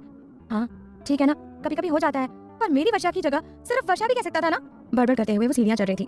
कभी पूजा की थाली संभालती तो कभी हवा से लहराता अपना दुपट्टा। वो अपनी ही धुन में चढ़ रही थी और आखिर में वो उलझ जाती है अपने दुपट्टे में, जिससे उसके हाथ से पूजा की थाली हाथ में से गिरने वाली होती है। लेकिन इससे पहले कि वो थाली नीचे गिरती, तभी कोई एकदम से उसे थाम लेता है। अरे अरे आराम से। वो कोई और नहीं, वर्षा थी। कायरा उसकी तरफ देखती है, फिर मुस्कुराते हुए बोलती है, थैंक गॉड आपने बचा लिया। पास खड़ी एक औरत बोली, हाँ बेटा, वरना तेरा सिंदूर नीचे गिर जाता, जो कि बिल्कुल भी अच्छा नहीं होता। Thank you so much. Kaira फिर से उसे धन्यवाद करती है। वर्षा बोली, अब बस भी कीजिए। इसी के साथ दोनों मुस्कुरा देती हैं। ना तो वर्षा कायरा को जानती थी और ना कायरा उसे, बस जिक्र सुना था दोनों ने एक दूसरे का। ये लो तुम्हारी थाली, जल्दी से पूजा कर लो, फिर मैं प्रसाद लेकर ही जाऊंगी। वर्षा बेहद अपनेपन से बोलती है। कायरा भी मुस्कुराते हुए बोली, 2 मिनट रुको, मैं बस अभी आई। नीचे खड़ा विराट अभी भी फोन पर बात कर रहा था। उसका चेहरा दूसरी तरफ था। वर्षा वहीं एक कोने में खड़ी होकर कायरा का इंतजार करने लगती है। कुछ ही देर में कायरा बाहर आती है और सबसे पहले वर्षा को प्रसाद देती है। वर्षा प्रसाद लेते हुए बोली, वैसे मैंने देखा था कि तुम कुछ बड़बड़ कर रही थी, तभी तो गिरने वाली थी ना। एक बार फिर कायरा को विराट का वर्षा को मेरी वर्षा कहना याद आ जाता है। क्या हुआ, मैंने कुछ गलत पूछ लिया क्या? कायरा बोली, नहीं नहीं, वो तो मेरे पतिदेव मेरे साथ मंदिर के अंदर नहीं आए, ये कहकर कि उनकी भगवान से बनती नहीं। प्लीज वर्षा, मैं नहीं जाता मंदिर, मेरी नहीं बनती तुम्हारे इस भगवान से। वर्षा को भी एकदम से विराट की याद आ जाती है। बड़ी मुश्किल से वो खुद पर काबू पाती है। कायरा आगे बोलना जारी रखते हुए बोली, बस बाहर ही खड़े हो गए, बस इसी बात पर मुझे बुरा लग रहा है। कायरा वही अपनी मासूमियत बिखेरते हुए बोलती है। वर्षा उसकी बातों पर मुस्कुरा उठती है। कायरा पीछे मुड़कर विराट को देखते हुए बोली, अभी भी फोन पर लगे हैं? अच्छा, तो वो तुम्हारा वेट कर रहे हैं? कायरा विराट की तरफ देखते हुए बोली, हाँ देखो वो रहा है मेरे विराट। विराट का नाम सुनकर वर्षा का दिल धक्सा रह जाता है। वो तुरंत नीचे देखती है। विराट का चेहरा देखे बिना बता सकती थी वो कि वही विराट है। तुम्हारे विराट? उसके होंठ फड़फड़ाते हैं। हाँ मेरे विराट। कायरा के मुंह से भी खुद ब खुद निकलता है, मेरे विराट। आखिर आगे क्या होगा जानने के लिए सुनिए नई कहानी एक्सीडेंटल मैरिज। वो रहा है मेरे विराट। कायरा विराट में खोई हुई सी बोलती है। विराट का नाम सुनकर वर्षा का दिल धक्सा रह जाता है। वो तुरंत नीचे देखती है। विराट का चेहरा देखे बिना भी वो बता सकती थी कि वही विराट है। तुम्हारे विराट? उसके होंठ फड़फड़ाते हैं। हाँ मेरे विराट। कायरा भी सुध-बुध दबा कर बोलती है। वर्षा की नजरें विराट से होती हुई कायरा के चेहरे पर आ जाती हैं, जो कि अभी भी विराट को देख रही थी। उसके चेहरे की रंगत, आंखों की बेचैनी बता रही थी कि प्यार करने लगी है वो विराट से। वर्षा की आंखों में नमी और होठों पर स्माइल दोनों एक साथ आते हैं। वो तुरंत वहां पर लगे पेड़ के पीछे चली जाती है। नहीं सामना कर पा रही थी वो कायरा का, कमजोर नहीं पड़ना चाहती थी वो वहां पर। और सबसे बड़ी बात, विराट के सामने नहीं आना चाहती थी। देखो वो रहे। ये कहती हुई कायरा जब वर्षा की तरफ देखती है तो वर्षा को वहां ना पाकर वो हैरान रह जाती है। अरे ये कहाँ गए, अभी अभी तो यही थी। ये कहते हुए वो थोड़ा सा आगे जाकर देखने लगती है और पेड़ के नजदीक पहुंच जाती है। ये देखकर वर्षा थोड़ा सा और भी पीछे हो जाती है। कायरा बड़ी हैरानी से बोली, अरे हद है, इतनी जल्दी कहाँ गायब हो गई? फिर उसे याद आता है कि विराट को ऑफिस जाने में देर हो रही है और वो उसका इंतजार कर रहा है। ये याद आते ही वो तुरंत नीचे की तरफ भागती है। उसे जाते हुए देखकर वर्षा राहत की सांस लेती है, पर फिर उसके कदम खुद ब खुद कायरा के पीछे चल पड़ते हैं। विराट मंदिर की सीढ़ियों के पास खड़ा होकर फोन पर बात कर रहा था। कायरा उसे देखकर बोली, मर गई, अब ये फिर से सड़ियल बन जाएगा।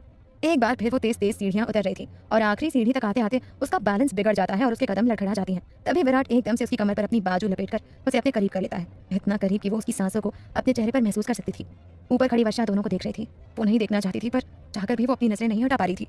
विराट कायरा को अपने करीब करता है। सांवला रंग, हवा से उड़ते उसके बाल, आंखों पर गॉगल्स और चेहरे पर हमेशा रहने वाला एक एटीट्यूड। उफ, कायरा के दिल में घंटी बजी, धड़कनों ने रफ्तार पकड़ी और दिल बेकाबू हुआ। नजरें विराट को देखने के लिए मजबूर हुई। आंखें हैं या बटन, देख कर नहीं चल सकती? विराट की रौबदार आवाज से वो होश में आती है, पर उसे विराट से दूर होने की कोई जल्दी नहीं थी।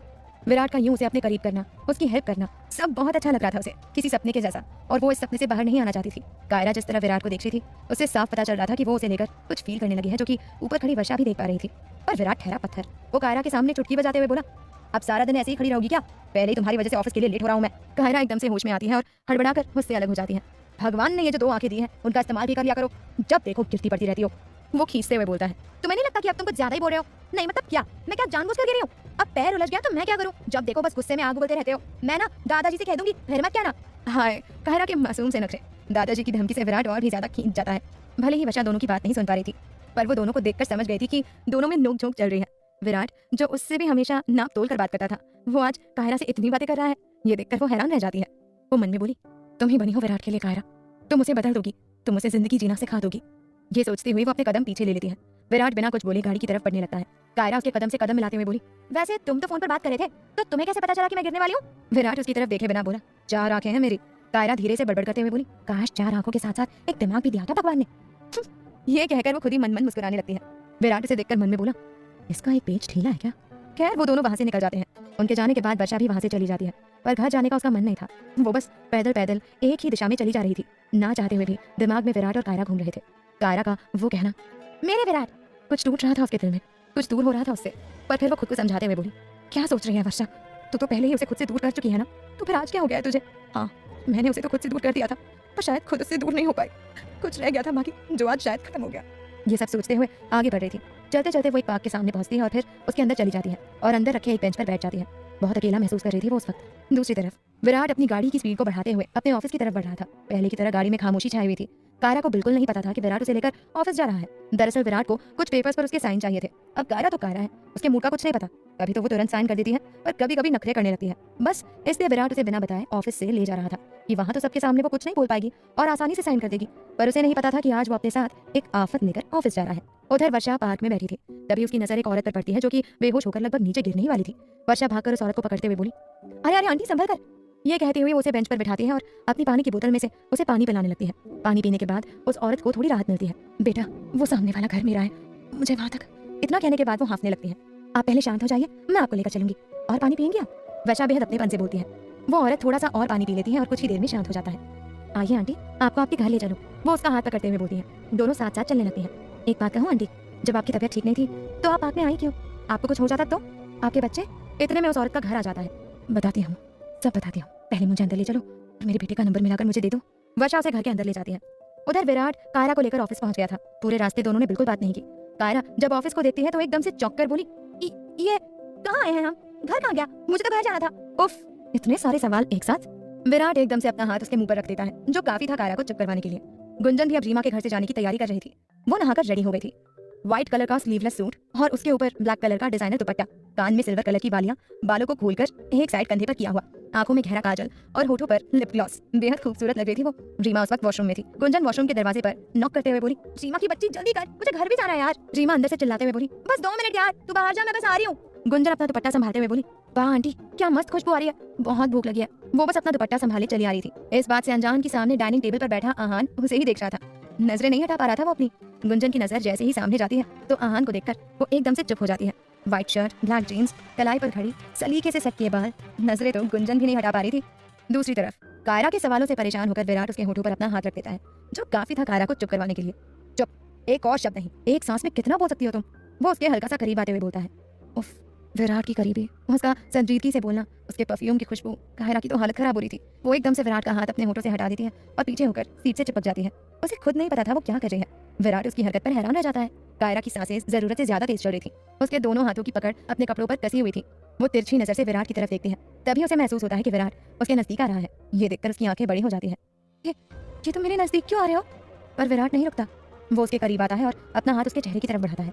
अगर तुम मेरे करीब आए तो मैं दादाजी से कह दूंगी, वो अपनी अटकती आवाज में बोलती है। विराट खींचते हुए बोला, ओह शट अप, जब देखो दादाजी दादाजी। डरता नहीं हूं मैं उनसे। और रही बात तुम्हारे करीब आने की, तो तुम्हारे बालों में कुछ लगा हुआ है, उसे निकाल रहा था, खा नहीं रहा था तुम्हें। बड़ी आई दादाजी की चमची। आखिर आगे क्या होगा जानने के लिए सुनिए नई कहानी एक्सीडेंटल मैरिज। विराट को अपनी तरफ बढ़ता देखकर कायरा एकदम से बोली, ये तुम मेरी तरफ क्यों आ रहे हो? अगर तुम मेरे करीब आए तो मैं दादाजी से कह दूंगी, वो अपनी अटकती आवाज में बोलती है। ओह शट अप, जब देखो दादाजी दादाजी। डरता नहीं हूं मैं दादाजी से, और मुझे कोई शौक नहीं है तुम्हारे करीब आने का। वो तो तुम्हारे बालों में कुछ लगा हुआ था, उसे निकाल रहा था, खा नहीं रहा था तुम्हें। बड़ी आई दादाजी की चमची। ये सुनते ही कायरा एकदम से बोली, सॉरी। उसने इतनी मासूमियत से सॉरी कहा था कि विराट का सारा गुस्सा एक ही पल में ठंडा हो गया था। अब गुस्से के सामने गुस्सा करना ज्यादा आसान होता है, पर अगर कोई गुस्से के सामने प्यार से बोले तो वो स्थिति बेहद अजीब होती है। वही आज विराट के साथ हो रहा था। कायरा का प्यार से सॉरी कहना, ओफो, विराट को कुछ समझ ही नहीं आ रहा था। कायरा उसके चेहरे पर आने वाले भावों को देखकर ही समझ जाती है कि विराट को अपनी भावनाएं व्यक्त करना नहीं आता। इतना तो वो अब तक जान ही गई थी कि भूपेंद्र ने हमेशा विराट पर अपना फैसला थोपा है, कभी उसके मन की नहीं सुनी, इसलिए वो इतना चिड़चिड़ा और गुस्सैल हो गया है। वो कितना टाइम लगेगा ऑफिस में? मैंने नाश्ता नहीं किया तो मुझे बहुत भूख लगी है। कायरा सहजता से अपनी बात उसके सामने रखती है। ये सुनकर विराट बोला, ओह आई एम सॉरी, मैं तो भूल ही गया था, वो कुछ पेपर्स पर तुम्हारे साइन चाहिए। वो भी सहजता से बोलता है, अंदर चलो। कहता हुआ वो गाड़ी में से उतरता है। कायरा भी गाड़ी में से बाहर आती है। दोनों साथ में चलते हुए अंदर जाने लगते हैं। दूसरी तरफ वर्षा उस औरत को उसके घर के अंदर ले जाती है और आराम से उसके सोफे पर बिठा देती है। घर ज्यादा बड़ा नहीं था, पर सुंदर और साफ सुथरा था। हर दीवार पर खूबसूरत पेंटिंग सजी हुई थी। ऐसा लग रहा था कि किसी ने पूरे दिल के साथ रंगों को कागज पर उतारा है। वर्षा हर पेंटिंग को बड़े ध्यान से देख रही थी। तभी उसकी नजर पूरे घर में बिखरे हुए खिलौनों पर जाती है। जहाँ देखो बस खिलौने ही खिलौने। बेटा, ये मेरे बेटे का नंबर है और वो रहा मेरा फोन। कोई बात नहीं आंटी, मैं अपने फोन से मिला लूंगी, आप परेशान मत होइए। ये कहते हुए वो फोन मिलाती है और फोन मिलाने के बाद उस औरत को दे देती है और खुद जाकर उन पेंटिंग्स को देखने लगती है। तभी उस औरत की आवाज उसके कान में पड़ती है, कहाँ है तू? जल्दी घर आजा, तेरी लाडली ने सारा घर सर पर उठा रखा है, मेरी तो हालत खराब है, बस तू आजा। इतना कहकर वो फोन कट कर देती है। तभी वर्षा की नजर टेबल पर रखी सिया की तस्वीर पर पड़ती है। अरे ये तो सिया है। वो उस फोटो को उठाते हुए बोलती है, तुम कैसे जानती हो सिया को? वो औरत जिसका नाम सुधा था वो हैरानी से पूछती है।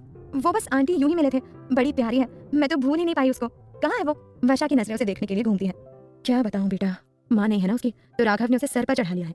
खुद तो सुबह काम पर चला जाता है और बाद में वो मुझे तंग करती है। खाना नहीं खाया उसने, ये अपने पापा के हाथ से ही खाऊंगी। कितना कह रही हूँ राघव से कि मेरी उम्र हो गई है, अब शादी कर ले, मुझसे नहीं संभाला जाता अब सब कुछ, पर सुनता ही नहीं है। कह देता है कि दूसरी लड़की आएगी और सिया को ना अपना सकी तो मैं अकेला ही बहुत हूँ उसके लिए। ये कहते हुए उसकी आंखें भर जाती हैं। वर्षा बोली, अब कहाँ है आंटी सिया? वो सामने वाले कमरे में मुंह बनाकर बैठी है। वर्षा के कदम खुद ब खुद उसकी तरफ पड़ जाते हैं। आहान और गुंजन दोनों एक दूसरे को देख रहे थे। दोनों ही अपनी नजरें नहीं हटा पा रहे थे। पीछे खड़ी रीमा ये सब देख रही थी और मन मन मुस्कुरा रही थी। वो अपना गला साफ करने का नाटक करती है, जिससे वो दोनों होश में आते हैं और एक दूसरे से नजरें चुराने लगते हैं।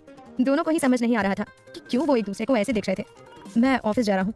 आहान अपना नाश्ता बीच में ही छोड़कर उठ जाता है और बिना देरी किए सीधे घर से बाहर। मैं भी घर जा रही हूँ, ये कहते हुए गुंजन भी अपना पर्स उठाकर तेजी से बाहर। अरे पर नाश्ता, रीमा आवाज लगाती रह जाती है और ठहाके मारकर हंसने लगती है। दूसरी तरफ विराट और कायरा दोनों साथ साथ चलते हुए ऑफिस के अंदर जाते हैं। विराट की दमदार पर्सनालिटी को देखकर तो पहले से ही सब उससे डरते थे, और आज इतनी खूबसूरत लड़की को उसके साथ देखकर तो सबकी आंखें हैरानी से फैल जाती हैं। लड़के तो बस आंखें फाड़े बस कायरा को ही देखे जा रहे थे, जो कि विराट भी नोटिस कर रहा था। भाई अब उसकी प्यारी सी वाइफ को कोई इस तरह देखे तो उसे गुस्सा आना स्वाभाविक था। पता नहीं उसे क्या होता है, और वो एकदम से कायरा का हाथ पकड़कर अपने करीब करते हुए बोला, meet my wife Kaira Virat Suryavanshi. उसने ये बात इस तरह से कही थी जैसे वो सबको ये कहना चाहता हो कि ये मेरी है। बाकी सबके साथ साथ कायरा भी हैरान थी, जो कभी उसे नाम से नहीं बुलाता, हमेशा ए लड़की करके बुलाता हो, वो आज उसे सबके सामने कायरा विराट सूर्यवंशी कह रहा है। कायरा विराट सूर्यवंशी, कायरा विराट सूर्यवंशी, बस यही गूंज रहा था कायरा के कान में। वो आज खुद को विराट के साथ जुड़ा हुआ महसूस कर रही थी। दिल का धड़कना तेज हो गया था और दिमाग ने काम करना बंद कर दिया था। उसकी नजरें तो अपने उस हाथ से हट ही नहीं रही थी जिस हाथ को विराट ने कसकर थामा हुआ था। जो लड़के कायरा को देख रहे थे, जब उन्हें पता चलता है कि कायरा विराट की वाइफ है, तो उन सब की तो हवा खराब हो जाती है। वो एकदम से अपनी नजरें झुका लेते हैं। विराट का मैनेजर भागा भागा आता है और कायरा का वेलकम करने लगता है। Welcome ma'am, welcome. बाकी सब भी कायरा का वेलकम करते हैं। कायरा भी मुस्कुराकर सबको थैंक यू बोलती है। उसके बाद विराट वैसे ही उसका हाथ पकड़कर उसे अपने कैबिन में ले जाता है। उसका मैनेजर भी उनके पीछे जाता है। दूसरी तरफ राघव भागा भागा अपने घर पहुंचता है। सुधा अपने कमरे में आराम कर रही थी। क्या हुआ आपको? सिया कहाँ है? क्या हुआ उसे? वो कहीं नजर नहीं आ रही। और आपको क्या हुआ? इतनी थकी थकी सी क्यों लग रही हो? लगभग वो एक ही सांस में सब कुछ बोल देता है। घबराहट में उसने कमरे में बैठी वर्षा को भी नहीं देखा था। जब थकने की उम्र है तो थकेंगी ही ना, आप तो उनकी बात सुनते नहीं हो। वर्षा एकदम से बोल देती है। वर्षा को वहां देखकर वो हैरान रह जाता है। वर्षा 2 कदम आगे आते हुए बोली, जब आंटी कह रही हैं कि उनकी तबीयत ठीक नहीं रहती और सिया भी उन्हें इतना तंग करती है, तो फिर आप दूसरी शादी क्यों नहीं कर लेते? सिया को भी तो माँ का प्यार चाहिए ना, हर दूसरी माँ बुरी नहीं होती।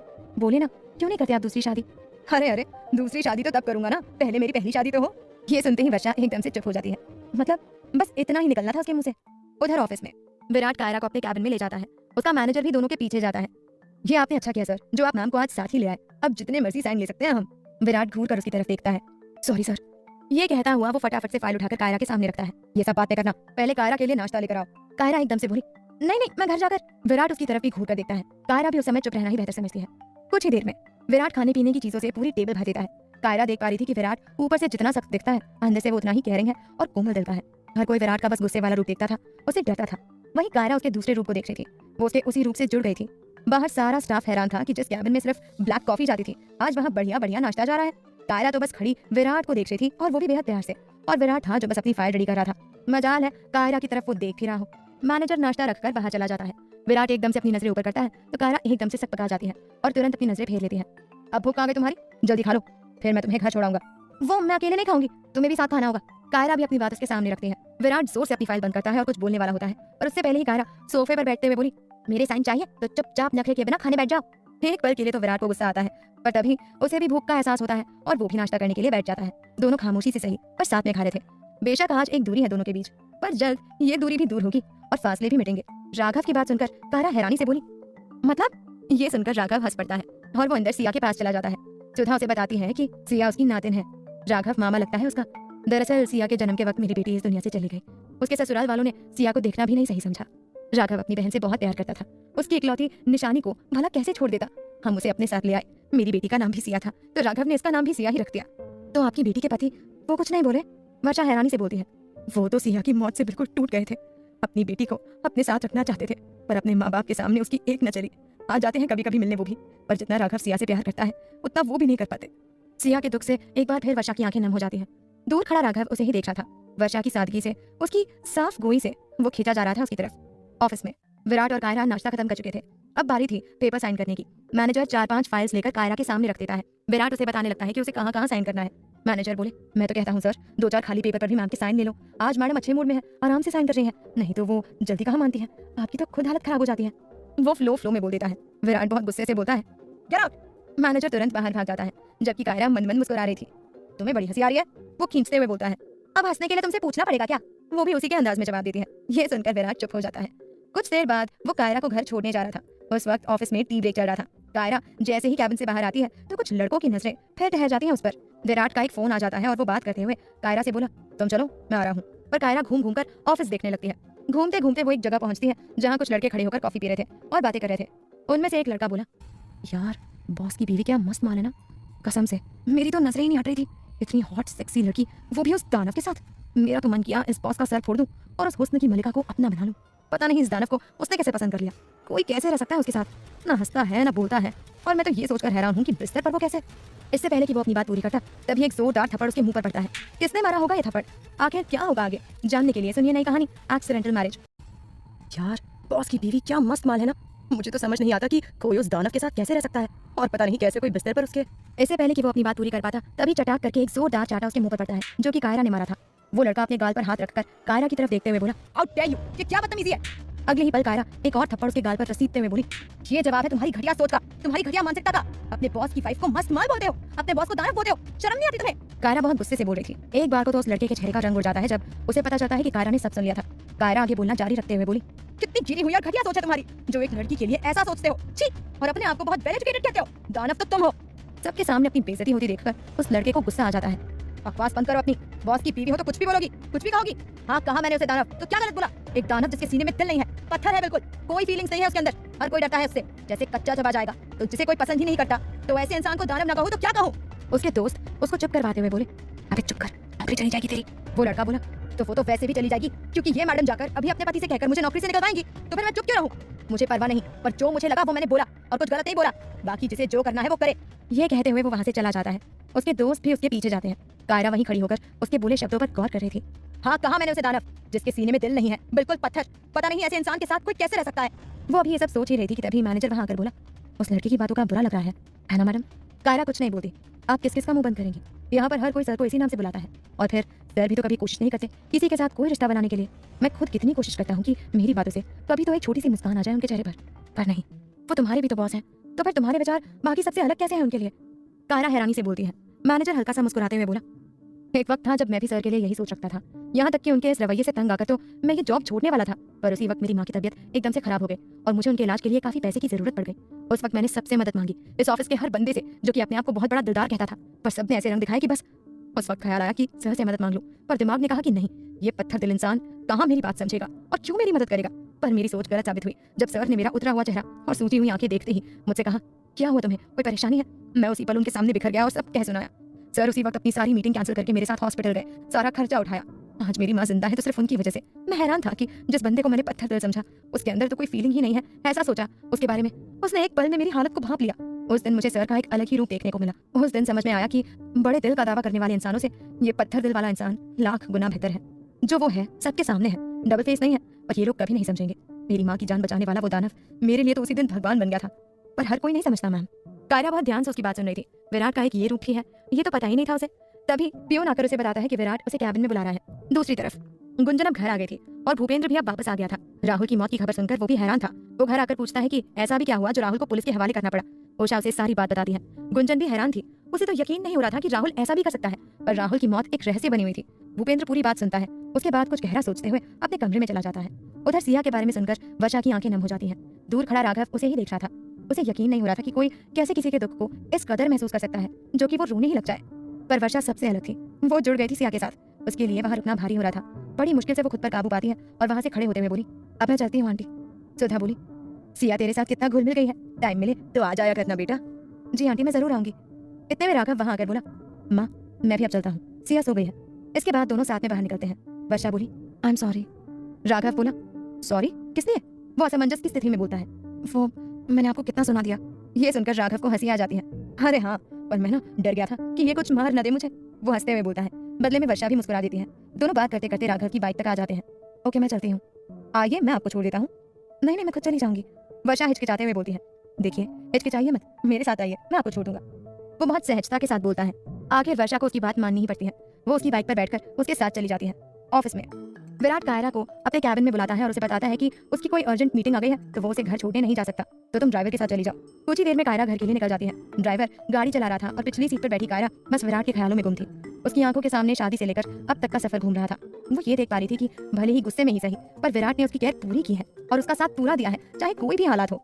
जितना वो उसके बारे में सोच रही थी उतना वो उससे जुड़ती जा रही थी। एक तरफ उसके दिमाग में विराट घूम रहा था और एक तरफ विवेक घूम रहा था। दोनों की तुलना करती है तो उसे एहसास होता है कि इतना सहज तो उसने कभी विवेक के साथ महसूस नहीं किया जितना विराट के साथ है। दिल ही दिल में कुछ महसूस करने लगी थी वो विराट के लिए, पर अपनी फीलिंग से पूरी तरह अनजान थी। खैर वो घर पहुंच जाती है।